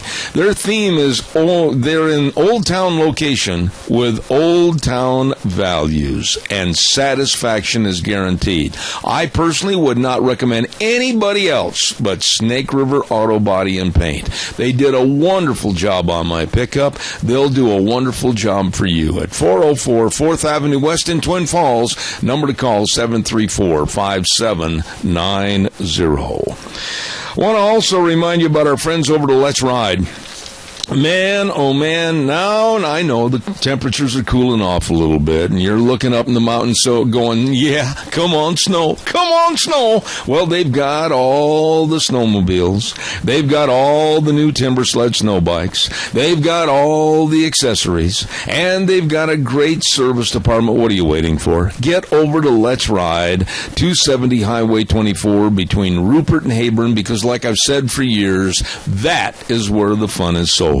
Nice people that know all about their items of sale when it comes to having fun. Like I said, the snowmobiles, the 4x4s, the Timber Sled snow bikes, accessory department, and like I said, the service department. They're ready to serve you at Let's Ride, where the fun is sold. Oh my goodness, there goes my little trumpet section again on my telephone. Every time I forget to turn that thing down a little bit, sounds like the call to the race. Cameron and Siemens Insurance, when you think about life insurance and health insurance, and when you think about retirement planning and employee benefits, you've got to think about our dear friends, Cameron and Siemens Insurance, Highway 24 in Rupert. They are the professionals that do the best job for you. Very accessible and devoted to serving you. So please take it upon yourself to call for an appointment today at 436-4424. Cameron and Siemens Insurance, Highway 24 in Rupert. Yep, you're going to say like I do, they are the best. One other little quick note here before we get to our guest. I want to remind you about our friends at Ramsey Heating and Electric and Lennox. They're offering rebates on qualified Lennox home comfort systems. Whether it's a gas furnace, air conditioner, or a heat pump, you and your family will enjoy the comfort. All you have to do is call them at 678-0459, and Ramsey Heating and Electric can save you money. Call them today, Ramsey Heating and Electric. Let's go to the phone line right now, and I'm very honored to have this gentleman on the program this morning, Art Kane. Sir, how are you this morning? Good. How are you? Not too bad. I understand that you, along with the Colorado Watchdog Report that you've turned out, have really been studying marijuana-related crimes in the Denver, Colorado area and the uptick of these crimes. Give us kind of an overview as to, since they've legalized that product, what's been going on in the Mile High City? Well, actually what I did is I looked at a database that the Denver Police Department produces that shows marijuana crimes, and I was looking at that database. It's on their website, and I noticed that a lot of the crimes that they connect to marijuana really don't seem to have very much connection to marijuana. For example, there was a domestic assault that they counted as a marijuana-related crime because the boyfriend who pushed down his girlfriend and stole her purse, the purse had marijuana in it. But I guess my question to the police department and to the people who keep those crimes is, are they really providing an accurate picture of what happens since legalization? And I don't think that database really does. Well, let me ask you this. Why, in your opinion, Art, was there such a big push to legalize marijuana in Denver? I've been against any legalization of these drugs in any form because I think it leads to other problems and increases and exacerbates problems that are already existent. What are your thoughts about why they wanted to push for it so hard in Denver? I think they probably realized all the costs and there's a big push right now to reduce prison population, and I think they realized that they realized that marijuana was probably safer than alcohol, yet alcohol was readily available and it wasn't. So I think it was kind of an issue of let adults do what adults will do. Okay. I saw some interviews. I think it was on the O'Reilly Factor. It could have been on Hannity. About 6-7 months ago, they interviewed some of the people in downtown Denver. They're sitting there going, hey, man, the world is cool. Really, I don't think any city would really want to attract that kind of a personality. Would they? I mean, if they've got any common sense?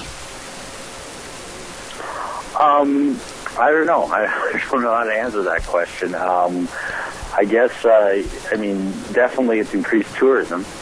I don't know if it's what kind of tourism it's increased, but definitely people are coming here like they used to go to Amsterdam. And tax revenue has increased.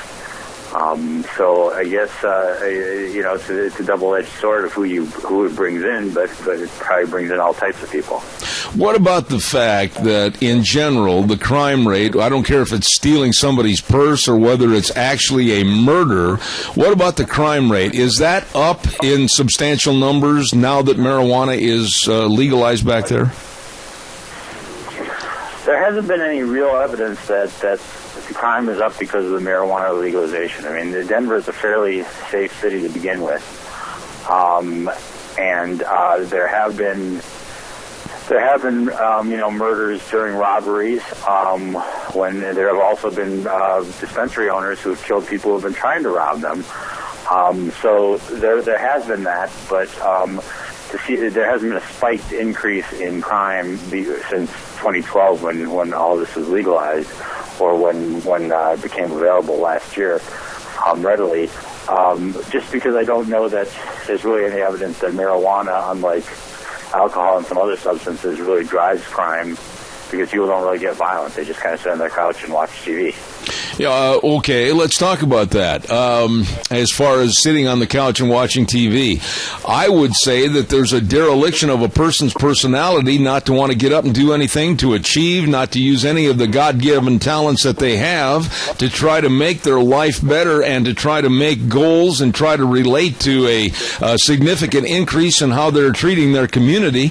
I just think marijuana absolutely is a depressant for everybody, not just the person that's using it. How would you respond to that? I'm not really advocating one side or another. My story kind of just talked about how the city seems to be misclassifying crimes and kind of making it look like there's an increase in crime because of they have done a very good job relating what the statistics are to what is actually happening in those cases. As far as, moral argument or a political argument or even a medical argument, I didn't really look into that in my story. Well, on this aspect of smoking marijuana, let's just talk about that for a second.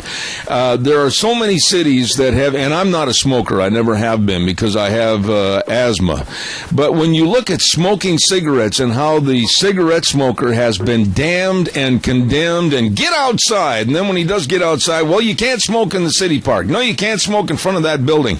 But yet, on the other hand, they will legalize marijuana. It doesn't make sense. It's really ambiguous, isn't it?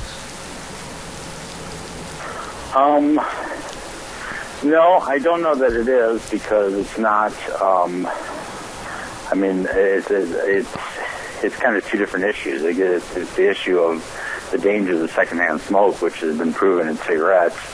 I don't know if those studies have been done in marijuana, and it's not like a smoker smoking, a cigarette every 15, 20 minutes. There's not really, I don't know if there's a one-to-one analogy in that form. Okay. And another question I've got, now that Denver basically has legalized this, in your study, do you think that a lot of other cities over the next period of maybe 5, 10 years, whatever, they're going to try to also legalize it? What do you think the trend will be? Oh, yeah. I mean, I think just having covered this issue for the last few years, you already have, 4 or 5 other states, Alaska, Oregon, Washington, that have legalized along with Colorado, and there's talk that, I think the big one is California. They legalized it in 2016 where it's supposed to be on the ballot, and it's very hard to see how a country with its largest state and the 7th or 8th largest economy in the world legalizes it and the rest of the states don't. So I think there's probably a trend towards legalization unless the federal government steps in. Okay, now on my program, when you hear the moo of a cow, it means that we have a phone call. Art, go ahead, caller, with your question for Art Kane. Go ahead, please. Well, I can just barely hear you, Zeb. My son is an ER doctor in the Denver area, and I was talking to him not too long ago, and he said the area that they have for alcohol is about 1/4 the size of the area that they have for marijuana or drugs. He said since they've legalized that, they have been so busy, and they've had so many cases of people coming in there with overdoses. So I got to go. I just thought I'd mention that. All right, and we'll have Art respond to that on the air. Go ahead, Art, your response to that caller's question. Well, I guess I don't know really what the question was. He just stated what his son had told him, so I'm not sure what. Well, let me ask you this then, in response to something we talked about earlier. Do you think that a lot of the crimes, and I underline that word as far as driving and driving incapacitated or driving with alcohol in their system, do you think we're going to see a real increase of danger behind the wheel with marijuana-related driving crimes, and then a kind of a new resurgence of insurance companies trying to pull out on their coverage? What do you think about this? I definitely think we've seen an increase in people driving while high, which is never a good thing. The difficulty, of course, is that it's hard to tell whether the person smoked a joint an hour ago, 10 minutes ago, or 2 weeks ago, because it kind of stays in your system. But I think I do think there's a difference between driving stoned and driving drunk. I think if you're drunk people tend to be more reckless, whereas probably people who are stoned may be more conservative drivers, but it's still definitely an issue, and I definitely think that police are cracking down on that, and that's an aspect of something that's still a crime. You can't drive, well, even if pot is legal and alcohol is legal, you can't drive while under the influence of those drugs, and so I do think that's been one of the problems that has happened, that there's been uptick during legalization because of that. Art, don't you think, though, that it's an increased detriment to the police forces? It's another workload that's being heaped upon their shoulders that really is unnecessary? No, actually, it's been shown that there's actually they've been able to cut workload because they're not responding to small-time marijuana offenses the way they used to be. I mean, they didn't, after it was legalized, they basically canceled out a bunch of tickets and court cases because it was no longer a crime to possess, a joint. And so there are some police who are saying, well, this is a good thing because we can focus our resources on more important things like rape, robbery, murder, things like that. Mm-hmm. Well, I appreciate the information this morning. Art Kane from Colorado, thank you so much for being on the program. A new Colorado Watchdog report by Art Kane, and we'll have you back in the future. Art, thank you for your time this morning. Thanks. Thanks for having me on. Thank you very much. Calls welcome 436-2244, 1-866-927-4587. Wheels, we've had some calls, and the levels are down a little bit this morning, and we just had that one caller say they were having trouble hearing me. Make sure that everything's turned up to the levels it should be, because we've had some people call here and say the same thing, if you would, please. Calls are welcome and appreciated. 436-2244, 1-866-927-4587. I take issue with some of what Mr. Kane just talked about on the program. Maybe it's because I'm a little naive. It could be. Maybe it's because I don't want to know anything about drugs and marijuana, etc. But when you start saying, well, you're more dangerous behind the wheel when you're driving drunk than when you would be under a marijuana high, I question that. And due to the fact that I don't want to know because I don't want to have firsthand information, I'd like to hear anybody out there that knows a differentiation. If you're driving impaired, you're driving impaired. If your perception and your eyesight and your physical persona is absolutely somehow diminished by using either product, alcohol or marijuana, aren't you a detriment behind the wheel? Somebody call me and tell me about that while I do the weather. I'm just really, this bothers me a little bit, that we would legalize a drug that is going to impair somebody, and just absolutely, the crime rate supposedly is up in Denver, 835 marijuana-related crimes, and you've got a bunch of deadbeats sitting in your city park going, hey man, this is cool.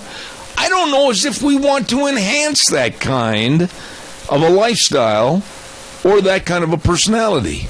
I really want your calls on this. While I'm waiting for your call, I want to also remind you about Scott Gano Landscaping and Sprinkler Service. Excuse me. They can take care of right now, too, before the winter hits. All the trimming and pruning and removal of tree limbs, emergency work, blowing out the sprinkler lines. Don't forget to do that. Boy, there's nothing worse than, forgot to do that. And all kinds of reparation work next spring. And Scott also has a brand new curbing machine, so if you want a new curb around your property, you know who to call. Gano Landscaping and Sprinkler Service. Numbers 438-2485 or 431-8733. Gano Landscaping and Sprinkler Service, bringing you the weather. Here's Scotty. It's time now for your Zeb at the Ranch weather forecast. Scotty Cameron sitting in for Gina Jameson. For today, slight chance of showers, looking for a high around 56. Tonight, mostly clear, expecting a low around 37. For Wednesday, sunshine, expecting a high around 62. Then for Wednesday night, mostly clear, expecting a low around 38. For Thursday, mostly sunny skies, expecting a high near 63. Thursday night, partly cloudy, expecting a low of 38. Rounding out the end of the week, Friday, mostly sunny and a high around 57. This has been your Zeb at the Ranch weather forecast. I'm Scotty Cameron, sitting in for Gina Jameson. Thank you very much, Scotty. Brought to you this hour by Gano Landscaping and Sprinkler Service. And the numbers to call Scott and his crew, they're really efficient people, too. 438-2485 or 431-8733. That's the weather for today. All right, now it's your turn. 436-2244, 1-866-927-4587. Give me a jingle. I'd like to hear what your thoughts are. I think anytime we relax a society, and believe me, I'm glad to see that there are more restrictions and there are more groups like Mothers Against Drunk Driving. I think they've done a wonderful job in really helping police a situation that was completely out of control. But now, are we going to turn a deaf ear and a blind eye to those that use marijuana? Oh, and then have people, and I take exception to what Mr. Kane said earlier. I think one is as bad as the other. When you get behind the wheel of a vehicle and you're impaired in any way, shape, or form, whether it's through drugs, hallucinatory drugs, or whether it's alcohol, you have absolutely pre-committed a crime against society. That's my feeling. I'd like to hear what your thoughts are. Give me a jingle, 436-2244, 1-866-927-4587. Excuse me. While I'm waiting for your call that I know is coming in, don't forget Red's Trading Post at 203 5th Avenue South in Twin Falls. They have... And I think it's now more important than ever before that you stop in and check out all the firearms they have, from Browning, Beretta, Weatherby, Ruger, Benelli, Smith & Wesson, Winchester, and all the ammo and all the accessories. I've said for a long time on this program, now more than before, I think that we need to be self-reliant on us for our own protection on our property and our homes, and I suggest highly that you get into Red's Trading Post. Since 1936, they've been in historic Old Town Twin Falls with great customer service and, of course, all the accessories. Red's Trading Post, 203 5th Avenue South in Twin Falls. Boy, oh boy, oh boy, let's get on the phone line. And what do you think about marijuana and driving and other related crimes? And I'll also go back to that story. I had a couple of calls during the break about the middle school in San Francisco with the principal refusing to tell the winners of the election because the principal believes the winners are not diverse enough. I had some thoughts on that. Give me a call. I'd like to hear what you have to say. 436-2244. Caller, good morning. You're on the air. Good morning, Zeb. I just wanted to make a comment on the marijuana and driving. Yeah. I am a evaluator for the DOT. Okay.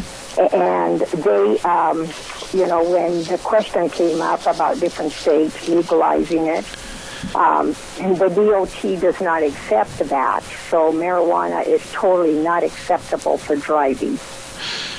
Okay, now let me ask you a couple of questions because of my naivete on this subject, and I apologize, I'm not as well versed on this as I should be.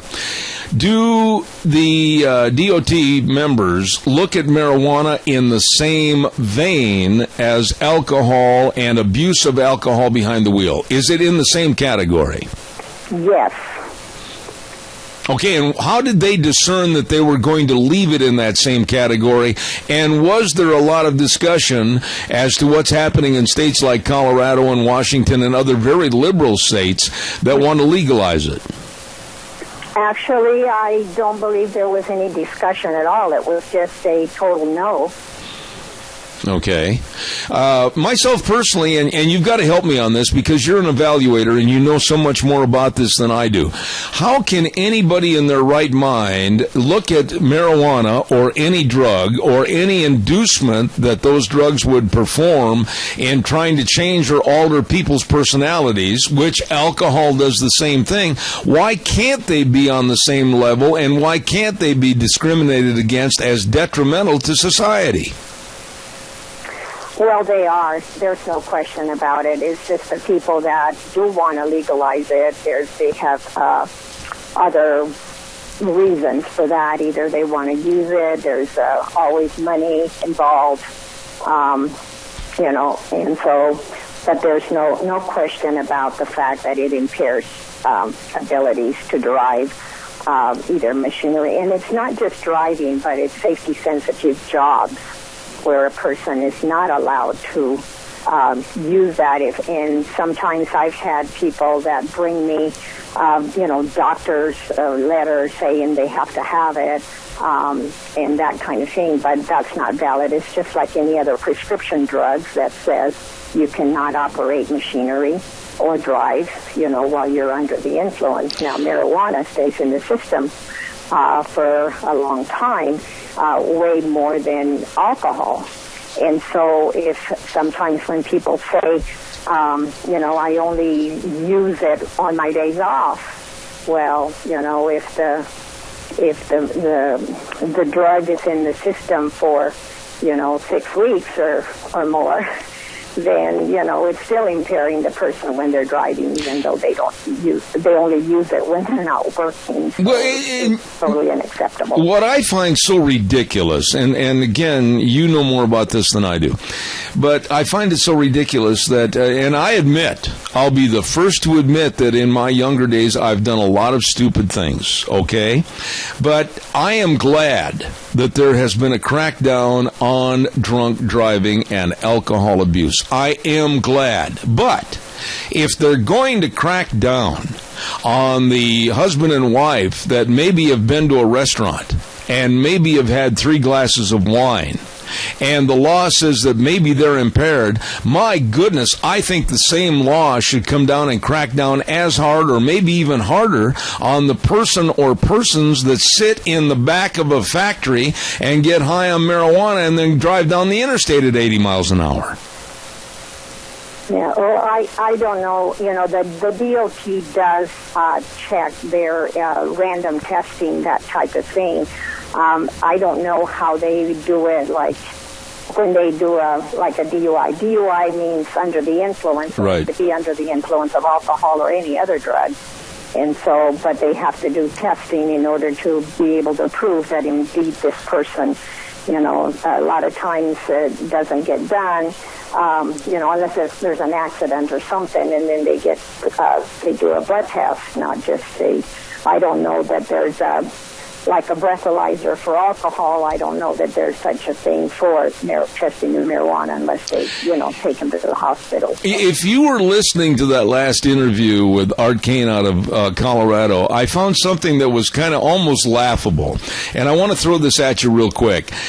He said, I asked him about secondhand smoke, and I said, everybody is down on cigarette smokers because, you can't have the secondhand smoke. Get out of here. Go stand on a street corner. No, you can't stand on the street corner. Go stand in the city park. No, you can't smoke in the city park.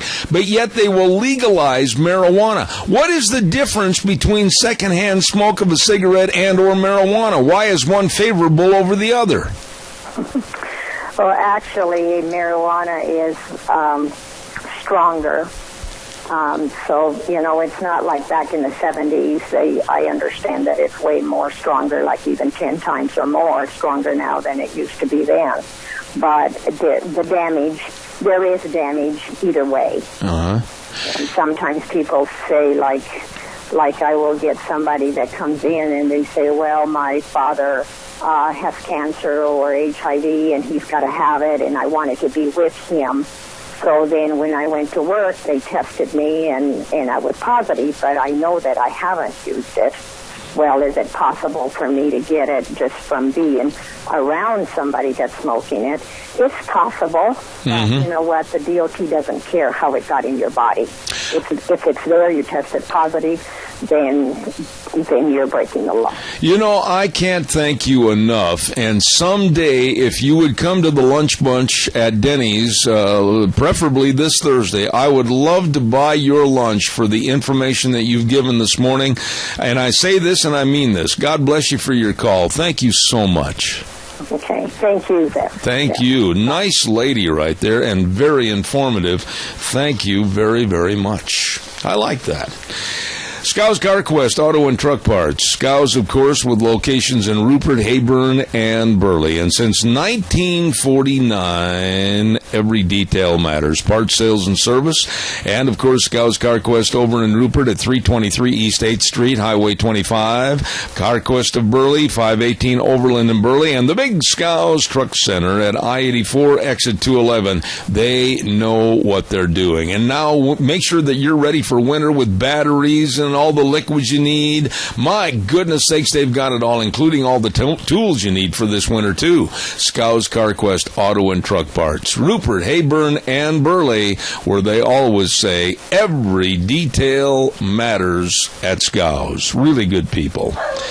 Well, we've got somebody walking in the back door, as you probably heard, and coming up next hour, one of my very, very favorite segments on this radio program, and that's Dr. History. I believe Ken's walking through the door right now. Ruby's all upset and bothered.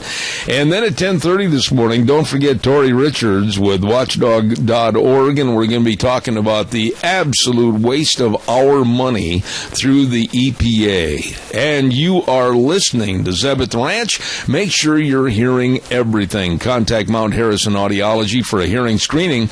Call them today at 312-0957. Going to take a break for the CBS News, and then, of course, at 10:06, stay tuned for Dr. History. God bless. We'll be right back. Oh, my goodness, here we go, the last hour on the program, and thank you very much. You are listening to Zeb at the Ranch. I'm Zeb Bell, and brought to you by our major sponsor, your Magic Valley Les Schwab Tire Centers, all 7 locations serving you. And, of course, one of our great advertisers, we want to say thank you to Western Waste Services, always at your disposal. Western Waste Services, 734-6969. Let's take a look at what's going on today over at the Chadwick Sports Grill. 139 West Main in Burley. They've got pulled pork tacos. I love pulled pork tacos with corn lime salsa served with rice and super salad. Ooh, Dr. History's buying, and we're eating. It's going to be a great day at the Chadwick Sports Grill, 139 West Main in Burley, with pulled pork tacos. And I love that salsa, that corn lime salsa. Absolutely fantabulous. You stop in and see the Chadwick Sports Grill today. Hey, real quick, too, we're very blessed on Thursdays to have, of course, School Days in Cassia County segment, and it's brought to you by A Child's World at 1308 Overland in Burley. Today, Tuesday, is Grandparents' Day at A Child's World. 10% discount. Stop over at A Child's World in Burley. And also the other sponsor of School Days in Cassia County, the Ambulatory Surgery Center. Life-saving colonoscopies, cataract surgeries, all kinds of different surgeries, and they can save you money. Contact them today at 1344 Highland Avenue in Burley. The number, 677-8888. Ambulatory Surgery Center and A Child's World, bringing you School Days in Cassia County. Right now, it's time for one of my favorite segments, and the man that is world-known, world-renowned, and that's Dr. History, brought to you by Minnecasia Sales, 1321 East Main Street in Burley. Zach and the rest of the crew serving you. And without further ado, here he is, back by popular demand, Dr. History. Good morning, Zeb. Okay, now be honest. You came in here and you were with one cane and also a nurse to steady each step, and you said this was all from basketball injuries at the Olympic Games? I was in St. George at the World Senior Games playing 3-on-3 basketball, and we managed to pull out a bronze medal, so third place. And it was all worthwhile, even with the increase in premiums to your Blue Cross insurance, right? I figured another week I'll be walking normal. Almost. In your case, what's normal? That's true. It was fun, though. That's quite an honor to win the bronze, isn't it? It is. I felt good about that, because there's over 10,000 athletes that participate in that. They come from all over the world? Oh, yeah, they do. Really? And Canada and back east. How many teams were there in the basketball portion? I'm not sure, because there's also volleyball and swimming and track and shooting. And so do the same teams have to compete in other sports, too? Oh, no. You just pick out whatever you want to do. I see. I did the 3-on-3 basketball, and I did a couple of shooting contests. And so you, being so tall, I'm sure you played center, right? My neck is stiff from looking up at all the tall guys that were walking around me. Felt like a midget. Oh, well, congratulations and kudos to Gary Shoresman. He did a great job while you were gone. Good. And now, what have you got for a topic this morning? Okay, we're going to get into a little blood and guts today. Oh, right before lunch. I can't think of anything better. Yeah, well, there's a little humor in it, too. But, okay, we're going to talk about the Younger brothers. Oh, they were bad guys. They were bad guys. Bad guys. Yeah. In fact, I'm going to start off with a quote from Bob. He says, "We are rough men and used to rough ways." And that was when Bob Younger was in bed, and he's speaking for his wounded brothers, Cole and Jim, after they were shot and captured following a bank robbery in 1876 in Northfield, Minnesota. That was the depiction in the movie, Jesse James and his brother Frank. Right. And that shooting of Northfield Bank, the movie was very close to what actually happened. Normally, movies, they always kind of exaggerate. And you being from back there, you know probably where Northfield is. Yep. Yeah. So, anyway, for more than a decade, the Youngers had lived pretty extremely rough and dangerous lives and established themselves as Western outlaws of kind of the top, right along there with Jesse James and Frank. But anyway, there were 14 Younger kids. 14? 14 of them, the sons and daughters of a Missouri politician and slaveholder, and he farmed near Lee's Summit, Missouri. Now, the seventh child was Cole, born in 1844. Jim was born 4 years later to the day after Cole. And then John came along in 1851, and the rugged baby brother of the outlaw gang, Bob, was born 2 years later. Okay. So now their father, although a slave owner, was kind of a Union sympathizer. He tended to lean towards the Union. But his farm was raided prior to the Civil War by Kansas Jayhawkers, and he was killed in 1862. So I did a little math, and Cole, the oldest, would have been 18 years old, Jim, 14, John, 11, and Bob was only 9 years old. That's when they started their crime spree? No, that's when their dad died. Was killed. That's when their dad was killed. And you got to wonder if that didn't play a little part in their lives. But so Cole, the oldest, joined William Quantrell's Missouri Bushwhackers. And these, as you know, is a band of Southern guerrilla raiders. During the Civil War, he alternated between fighting with regular Confederate troops and raiding with Quantrell's guerrillas.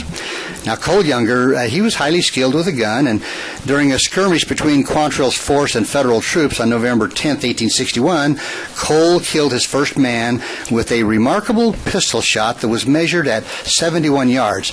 And, pistols were not that accurate. No. Not at all.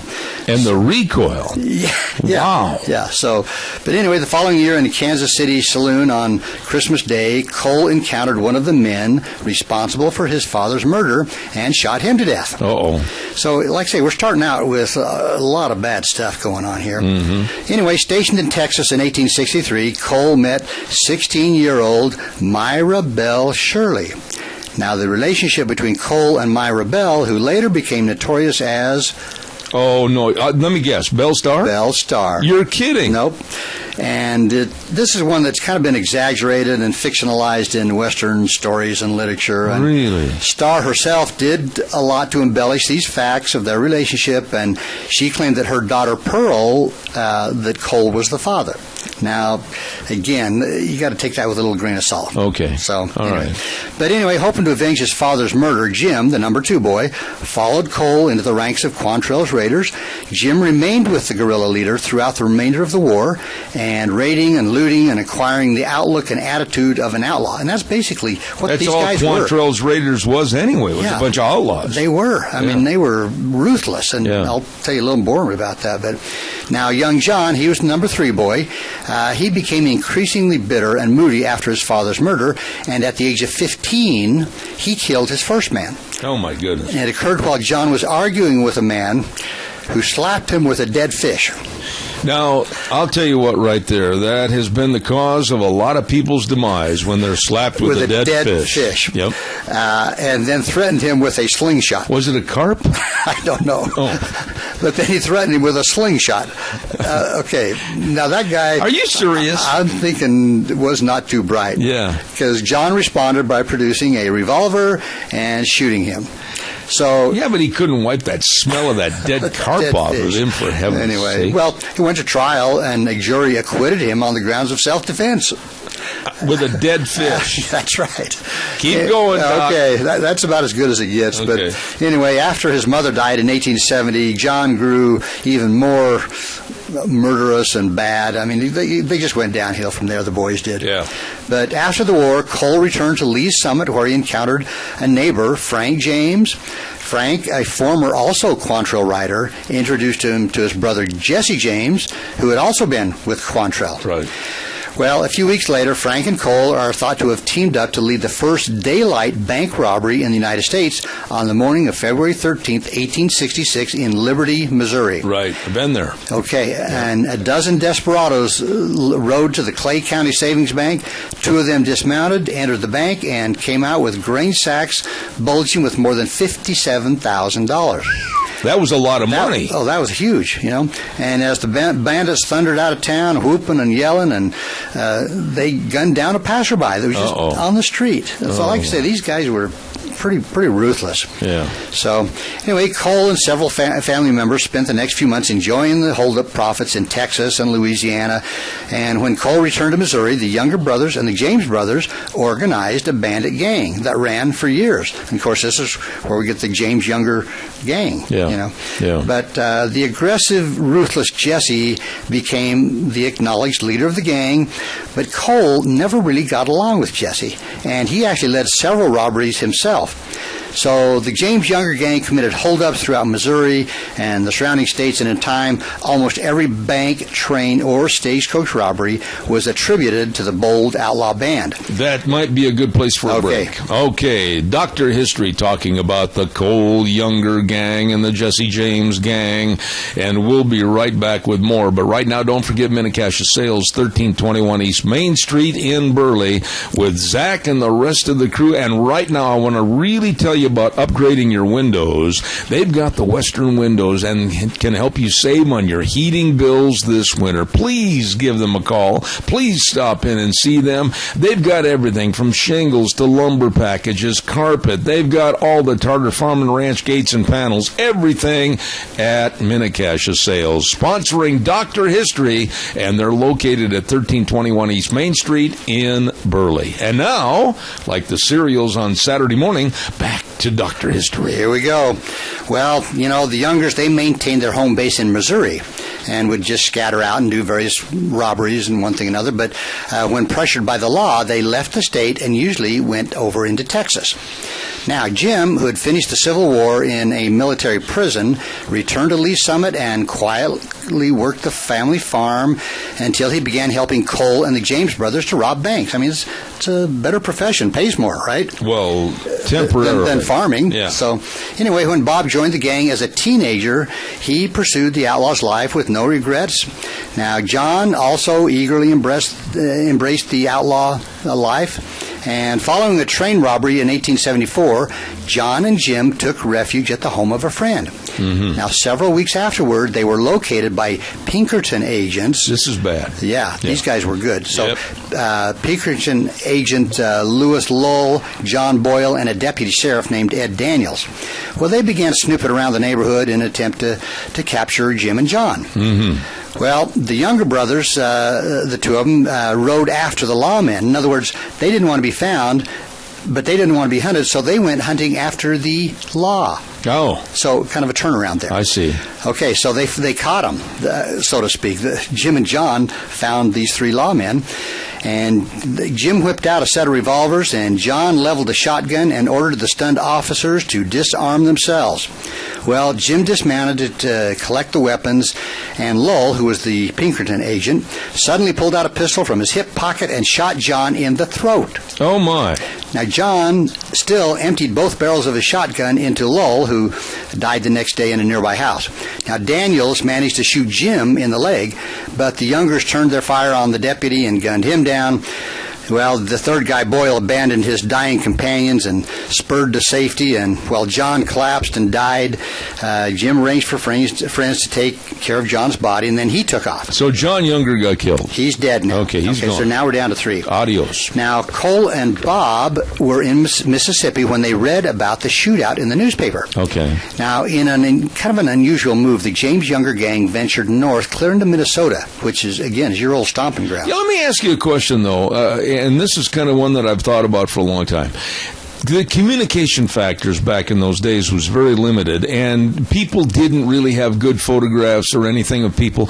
You could be a bad guy and could basically hide out almost anywhere, couldn't you? Oh, yeah. You just moved to sometimes a few 100 miles away, and nobody didn't know who you were. Yeah.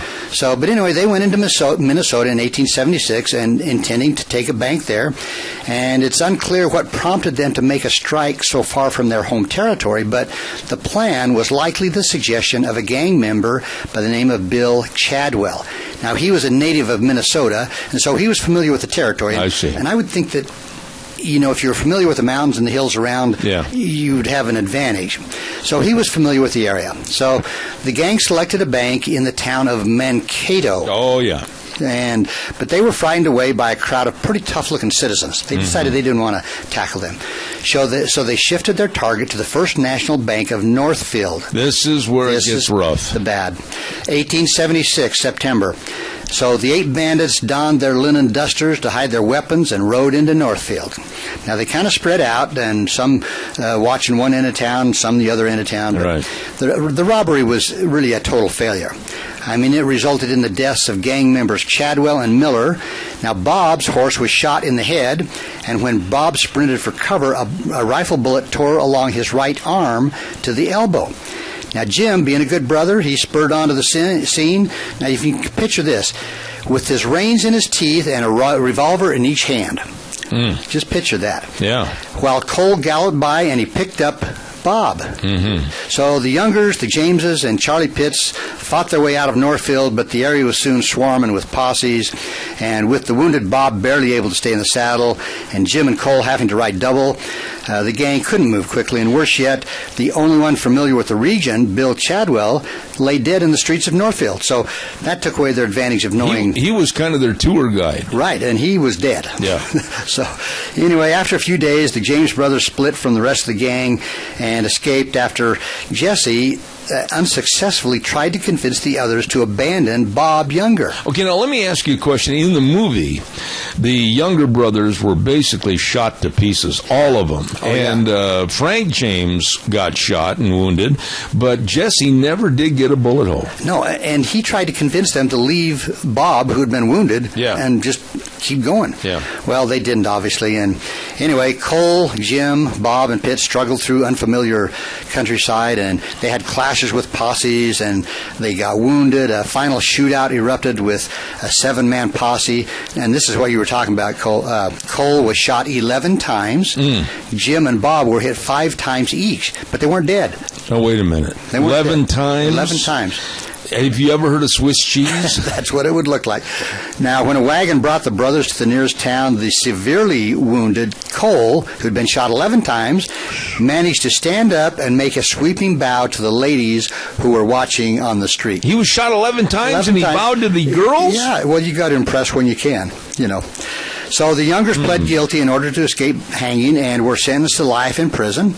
Well, Bob actually became a model prisoner, spending several years in the study of medicine, but he contracted tuberculosis and died in 1889. Really? And Jim, number 2 boy, had been hit in the jaw during the shootout and suffered terribly from this injury. And the slug had shattered his jaw and lodged just below his brain. Now, they showed that in the movie. Or he got shot. Shot right in the jaw and everything. Yeah. And what happened to him then? Well, the pain remained so intense that 3 years after his capture... 3 years? 3 years, he prevailed upon a prison hospital intern to operate. And after working at intervals over 2 days, the doctor finally removed the bullet. Where was the bullet lodged? Well, it says just below his brain. So... it must have been near the spine, just below the brain. So. Goodness, and he had a prison intern? To do the surgery. Oh. And it took 2 days. And thus the start of the Mayo Clinic. I don't know. Anyway, so Cole and Jim, they were actually paroled in 1901. Yeah. Jim fell in love with a newspaper woman named Alice Miller, but he was legally forbidden to marry. And I don't know if that's because he'd been an ex-con or what. But now, that doesn't seem to register. I don't know why. But anyway, his efforts to find work were unsuccessful. Despondent, emaciated from illness, Jim shot himself to death in 1902. Really? And so, he was the oldest, right? He was second to the oldest. He was number 2. Cole was the oldest. Okay. So anyway, now this is kind of a gruesome thing, but his shattered jawbone was obtained by the Minnesota Historical Society and placed on display. Yeah, you're right. It is kind of gruesome. Kind of gruesome. Yeah. So, why would they want to take his jawbone? I don't know. That's a good question. And it's still on display today? As far as I know, yeah. So, boy, that next makes time you. you're back Doesn't there, that make you want to take a road trip? It does. Here's the jawbone. Yeah. Anyway, Yeah. now Cole, the oldest, actually adopted a law-abiding life successfully, and for a brief time he peddled tombstones. Then he became an insurance salesman. He tried a Wild West show venture with Frank James before hitting the lecture circuit and relating his adventures and expounding on the evils of crime. And finally, he retired to Lee's Summit. He passed away at the age of 71 on February 21st, 1916. Okay, no, wait a minute. Which is the one that had 11 bullet holes in him? That was Cole. And Cole was the one that went on the lecture circuit? Yeah, and he's the one that lived the longest. 11 bullet holes, and he lived to be 71. Yeah, I don't imagine. They must not have hit him any place vital because. You think? 11 bullets, this guy. But oh my goodness! I mean, they were in the movie Shot to Pieces. Oh yeah, they were. Yeah. I mean, the fact that any of them lived through that is pretty amazing. I can't imagine what you said though about, was it Jim that had the jaw? The shot in the jaw? Let's see, yeah. I think it was Jim. Mm-hmm. He lived 3 years with that pain. It must have been just absolutely unbearable. Yeah, because there was no treatment. And even after they took the bullet out, I can't imagine he had a painless rest of his life. Oh, my goodness. So, and that was back in 1902 that they operated. Yeah, and again, maybe because of the pain or desperation, whatever, that's what he's the one that shot himself. And we complain if we get a paper cut. Yeah. I mean, these guys were tough. What's the matter with you? Well, I got a bullet in my bottom of my brain here. Here, I got a picture. I got to show you this. Okay, let me see that picture. This is 3 of the brothers. The one on the right looks like that one TV actor, and I can't think of his name right now. The one, oh shoot, he's. This is Cole, Jim, and Bob. In that order, to left to right. I believe so. Yes. Yeah. Yes. Yeah. And these two actually have on the same jacket, so I guess they shared the jacket for the picture. Well, back in the Midwest in those days, the Robert Hall clothing stores hadn't started yet. That's right. So anyway, my goodness, that and that was the demise of the Younger family. Yeah, that was. Yeah. But the Quantrill Raiders, I mean, even to be a part of that, you had to be kind of ruthless. Let me ask you, were the Quantrill Raiders, were they the same? No, they weren't the same. They were representatives of the South Confederacy, so to speak. But what was the group that they called them the Redlegs? They were part of the Union cavalry. And remember in the movie The Outlaw Josie Wales? Yeah. Remember the Redlegs, and they were the most feared because they were like Quantrill's Raiders? Remember that? Yeah, I do, but I don't remember in the details about those guys. Look that up. That's your homework assignment. We'll do it. And by the way, take that fly with you when you leave, would you? And all of his friends. It's terrible. It is. Anyway, Dr. History brought to you by Minnecash Sales, 1321 East Main Street in Burley. Zach and the rest of the crew, these are really nice people. And you know what I called Zach? And he said someday he'd like to come out and be on the program with us. That'd be great. Yeah, it'd be fun, wouldn't it? Sure. And for all your Western windows, everything, check it out at Minnecash Sales, 1321 East Main in Burley. Well, now that you're home and you're retired, of course you're old, and you're a new grandpa, 27 times? 13 total. 13. You aren't probably planning on going anywhere for a while, are you? No, I think we'll stick around. Okay, good. We're going to be here for a while. What are we going to talk about next week? That's a great question. That's why I asked it. And we'll know next week. I love the way you're prepared. Probably about Monday night. Okay. Dr. History, Dr. Ken Turner. By the way, how many countries and how many hits, quickly? Around 360,000 in 105 countries. 106, something like that. Wow. Yeah. That's pretty impressive. It is. There's a lot of people out there that tune into the webpage, the doctor-history.com. Yeah. And they feel sorry for us, evidently. I guess. Okay. God bless you, man. You have a good day, Zeb. Thank you. We're going to turn it back over to Wheels at our main studio. Don't go away. We're going to have Tori Richards talking about the dreaded EPA coming up next. Don't go away. And And now, back to Zeb at the Ranch on AM 1230 KBAR. To reach Zeb, call 436-2244 or toll free 1-866-927-4587. And now, here is Zeb Bell. Welcome back to our final half hour. We're down the home stretch. Here comes Secretariat. Look out. Hey, let's not forget our friends at Ramsey Heating and Electric and Lennox. With all the home comfort systems, gas furnaces, air conditioners, heat pumps, all of this and more, all you have to do is call Ramsey Heating and Electric at 678-0459. Ramsey's and Lennox, saving you money. Right now, let's also remind you quickly that Lunch Bunch is going to be this Thursday at Denny's Restaurant, 611 Overland in Burley. And don't forget, too, tomorrow we're going to start telling you about the Denny's High School Football Game of the Week. If you pick the winning team and you're closest to the final score, you will win a Grand Slam breakfast at Denny's. It is good. Let's go to the phone lines right now. And I've been looking forward for the last couple of days to have this lady on my program, Tori Richards with Watchdog.org. Good morning, Tori. How are you? I'm great. How are you today? Well, I got to tell you, I read the little dissertation you did on the EPA, and my dear, you managed in 3 pages to get me so doggone mad I just wanted to throw things through the windows. The EPA is absolutely nothing more than a punk and a thug against the American taxpayer. Would you agree with that statement? Well, it's pretty bizarre that they need some sort of militia to go after the citizens that are supposed to be their bosses. They're supposed to work for us, right?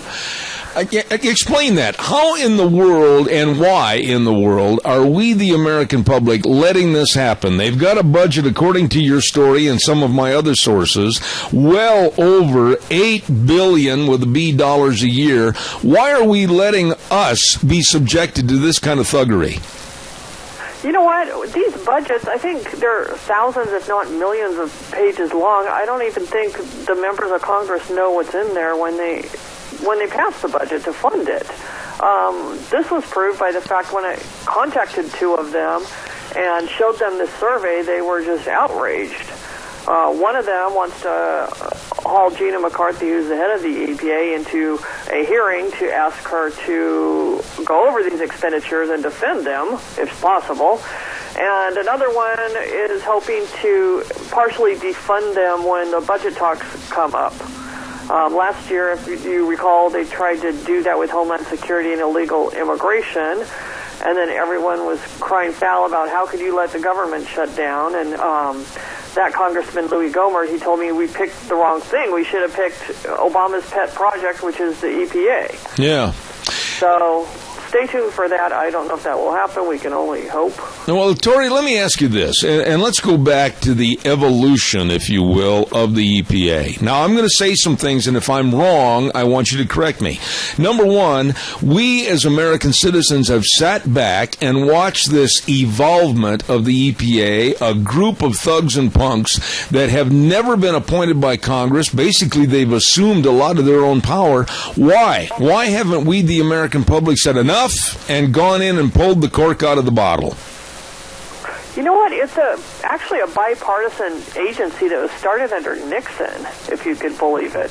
And the agents, who number some, I think 200 now, they were given police powers under Reagan.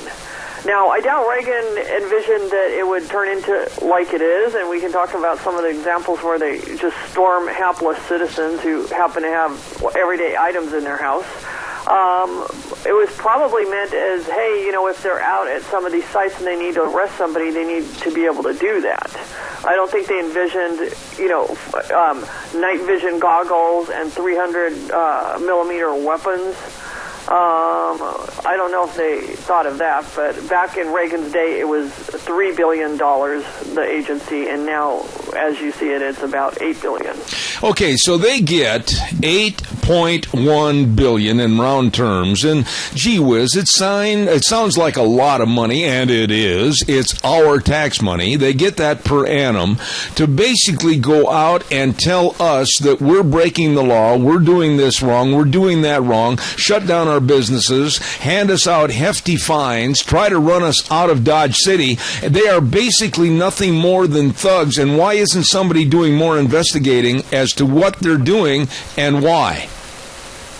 You know what? I think Congress is starting to do that. I listened in on 2 congressional hearings and wrote stories where the main theme in there was grilling them about how dare you treat citizens so poorly, run their businesses into ground, fine them millions, imprison them, when look what you're doing with the Animas River. And they had no response to that. Obviously, what do you say to that? They have called in the hearing saying, shouldn't you lose your job, to Gina McCarthy, the head of the EPA.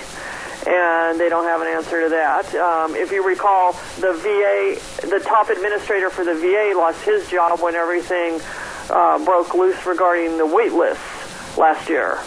And he was run out, and now we have a new VA secretary. I don't know if he's any better, but that happened, and this happens with cabinet members. Mm-hmm. But for some reason, she's clung to her job just because the Democrats and Obama believe that the EPA is going to be our savior. I mean, you heard Hillary talk about it at the last debate, how, we need green energy. I mean, that is their priority, so this is their baby, apparently. Well, now, Tori, in your studies, when you really looked at what they're using the money for, and I read your story very carefully, I mean, they're using a lot of the money for designer furniture and sporting goods and employee bonuses and grants to foreign countries. What are you talking about there? Oh, yeah, that's pretty amazing. We are beholden to China. They have lent us so much money we could probably never pay it back. So I don't know what we're doing giving $1.2 million to them, and this isn't even a loan. This is a grant. There's also something else called the North American Development Bank, and that is co-owned by the U.S. and Mexico. And it guarantees loans up to, get this, 186 miles south of the border. Oh, boy. So if mom and pop want to open a liquor store south of Tijuana, I guess they can get free money from you and I. $505 million went to this bank. So I'm sitting here as a... guaranteed a loan, so even if they renege on it, that's free money that's going to them. Oh, my. So Juan and his mule can sit there on the side of the trail drinking a bottle of tequila, and I'm paying the bill. In essence, yes, that could happen. It would be interesting to delve into that bank. Maybe that's some future story I should do. You know, this is just blowing my mind. Why aren't more politicians, of course I know the answer to this because they don't have a backbone and a spine, but why aren't more of our elected officials that we put in office to be our representatives, why aren't they yelling foul and doing something about this? I don't think this just came out, and frankly I don't think they even knew about it. The 2 congressmen that I sent this to, I mean, they were shocked when they saw it. So let's just hope that something happens when the budget stalemate comes, and it will. But yes, it's pretty incredible. When I asked the EPA for a comment, they accused the nonprofit agency that did this report of just cherry-picking items to try to make them look bad. Oh, my goodness sakes. One of the line items was a nuclear bomb that they had on there, and apparently, according to the EPA, they got that wrong. We accidentally put that there. It should have said something else like hazmat materials. It's not really a nuclear bomb. Well, how could they get something wrong like that? It was their record. Well, I want you to go back. I wonder if any of this is accurate. Yeah. The nonprofit had something like $5 million that was used for the military. I call it their military, their police agency. And the EPA told me no, it's actually over $6 million. So they corrected that. But yeah, it's pretty amazing. The just the weaponry that they have. Well, they're helping the Homeland Security with stuff. I don't know why that is. Operation of government troop housing. Night vision equipment, optical sighting and range equipment, radar equipment. Oh, my goodness. Explain this a little bit more in depth for my audience. I mean, here we're worried about terrorism. We're worried about Muslim terrorists coming into this country, when in essence we also have to be worried about SWAT teams and militaristic attitudes from the EPA. Tori, this is absolutely insane. You know what, and it's been my experience I've been a reporter about 25 years, and the people that don't make either the FBI or the police, and they're washed out in the academy, they become security guards, and they get these other haphazard jobs. And I just can't help but think maybe these EPA are the people that psychologically they weren't able to be cops. I mean, it's a very real possibility. Yeah. We have a caller with. We have a. The lawyers that they have backing these people up to either sue or criminally charge them. There are over 1,000 attorneys that do that. Oh, my goodness. And then we're paying for that as well. And so that would amount to something like the 14th largest law firm in the entire nation. Oh, my. Tutorial team. 1,000 lawyers. Boy, I've got a bunch of jokes I could tell you about those. Anyway, let's take a call real quick. Caller, good morning. You're on the air for Tori Richards. Go ahead, please. Yeah, good morning.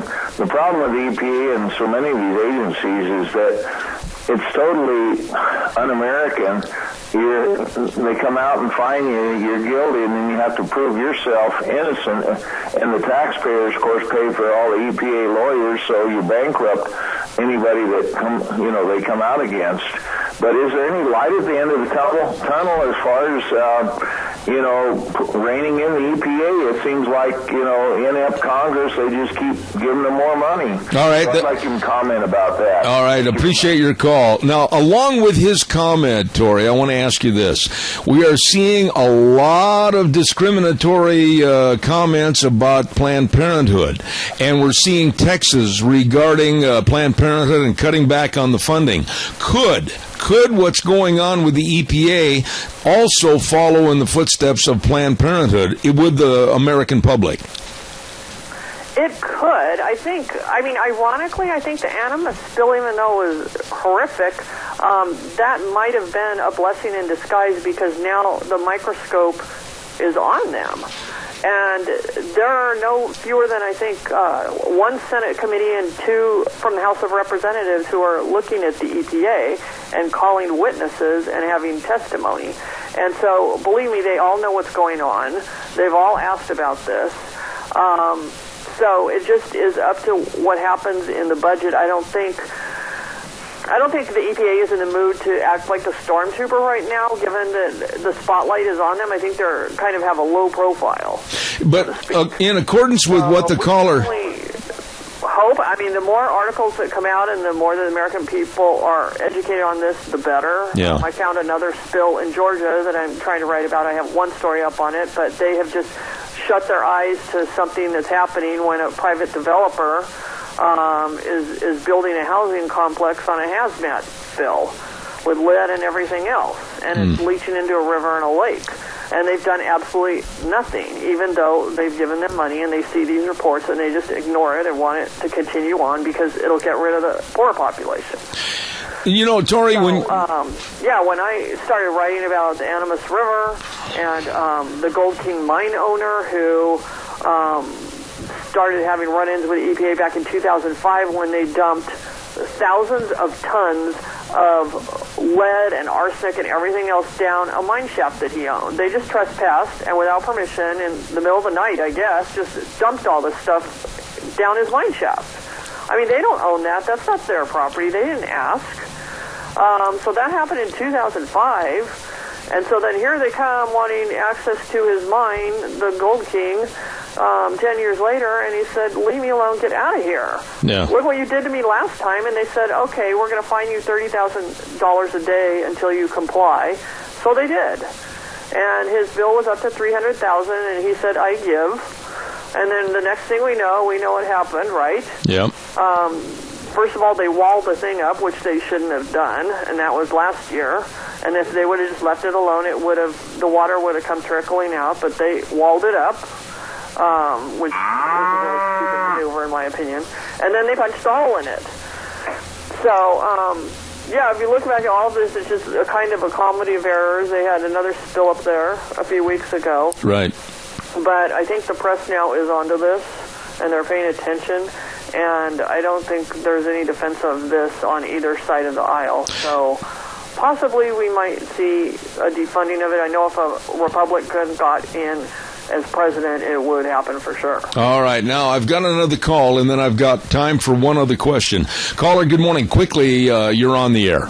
Okay, real quick, Zeb. The question I have is they've got all this funding going on for the EPA and giveaway to foreign countries and all of this stuff going on.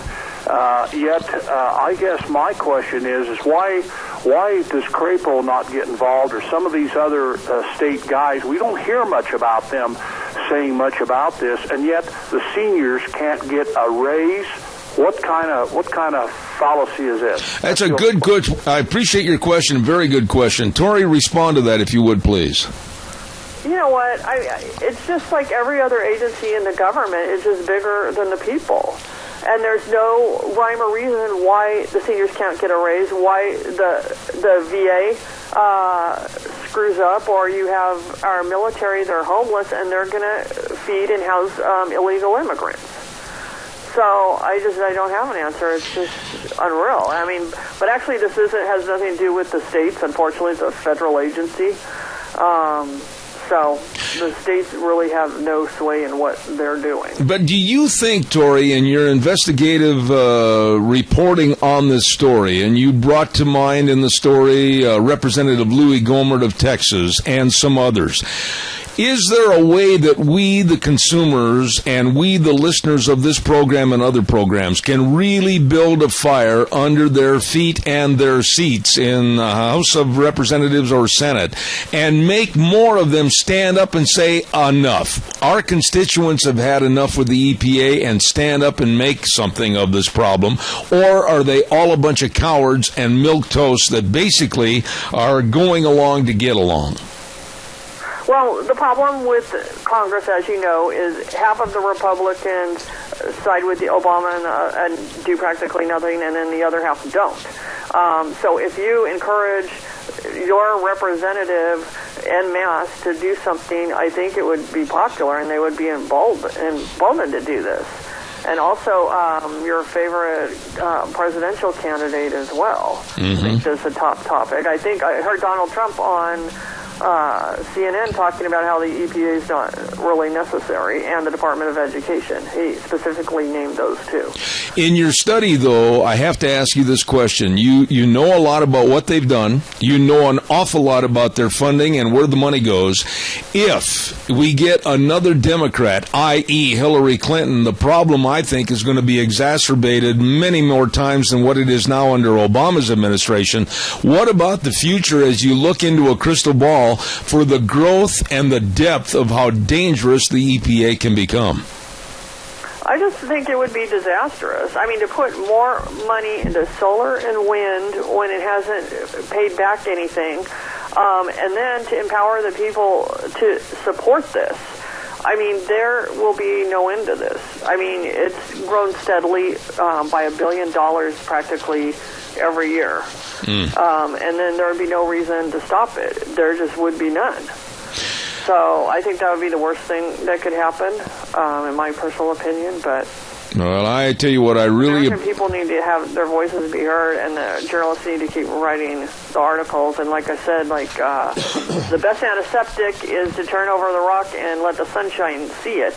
And that's what happened with the Animas spill. So I'm going to continue looking at the EPA. I'm not going to stop with it. Absolutely.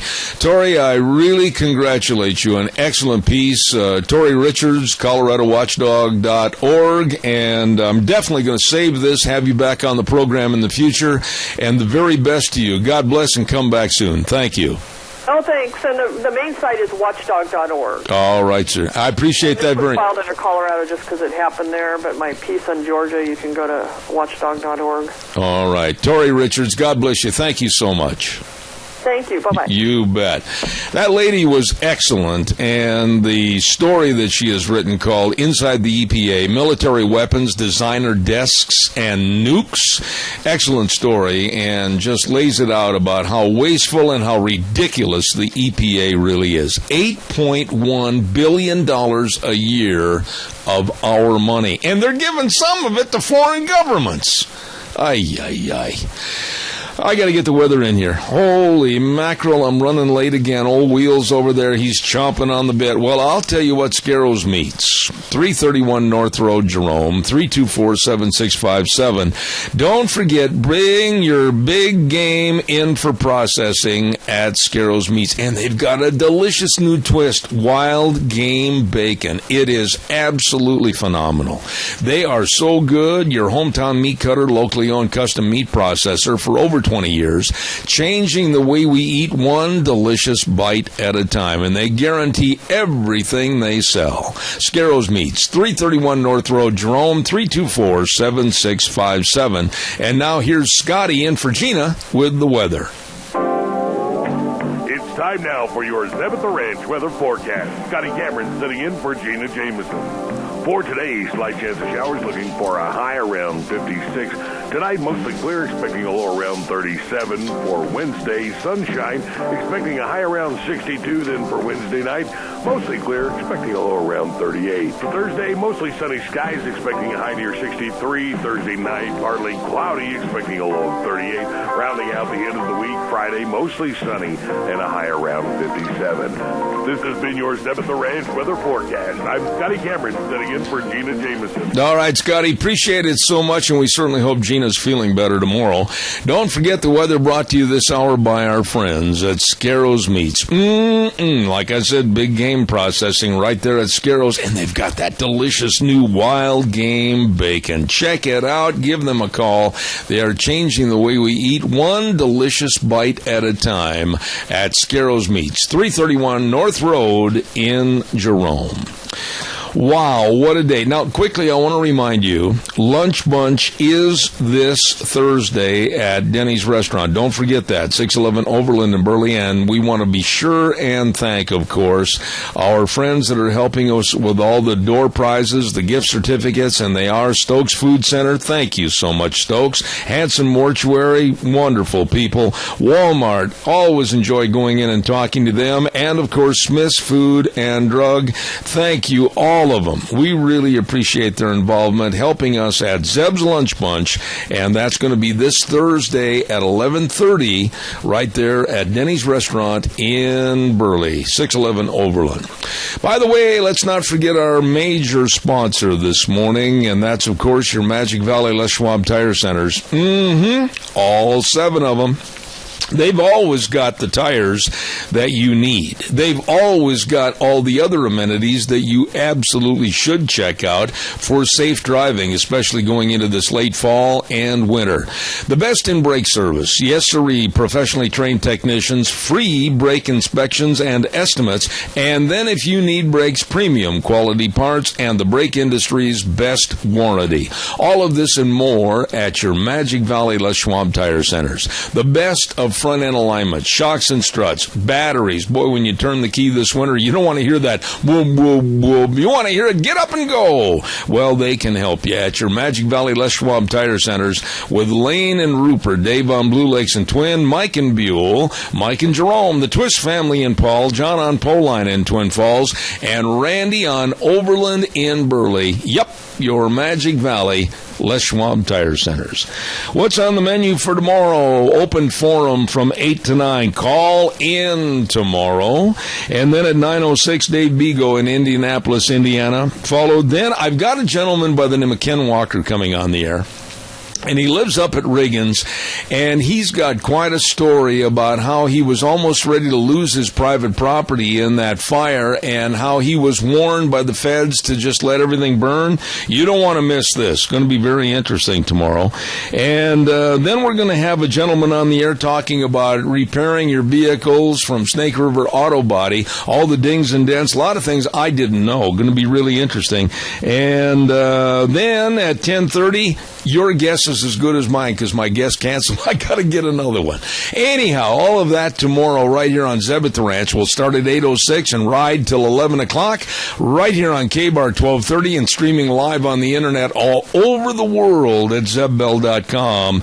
And you tune in. And always remember, the way things were are the way things ought to be. God bless. We'll see you tomorrow morning.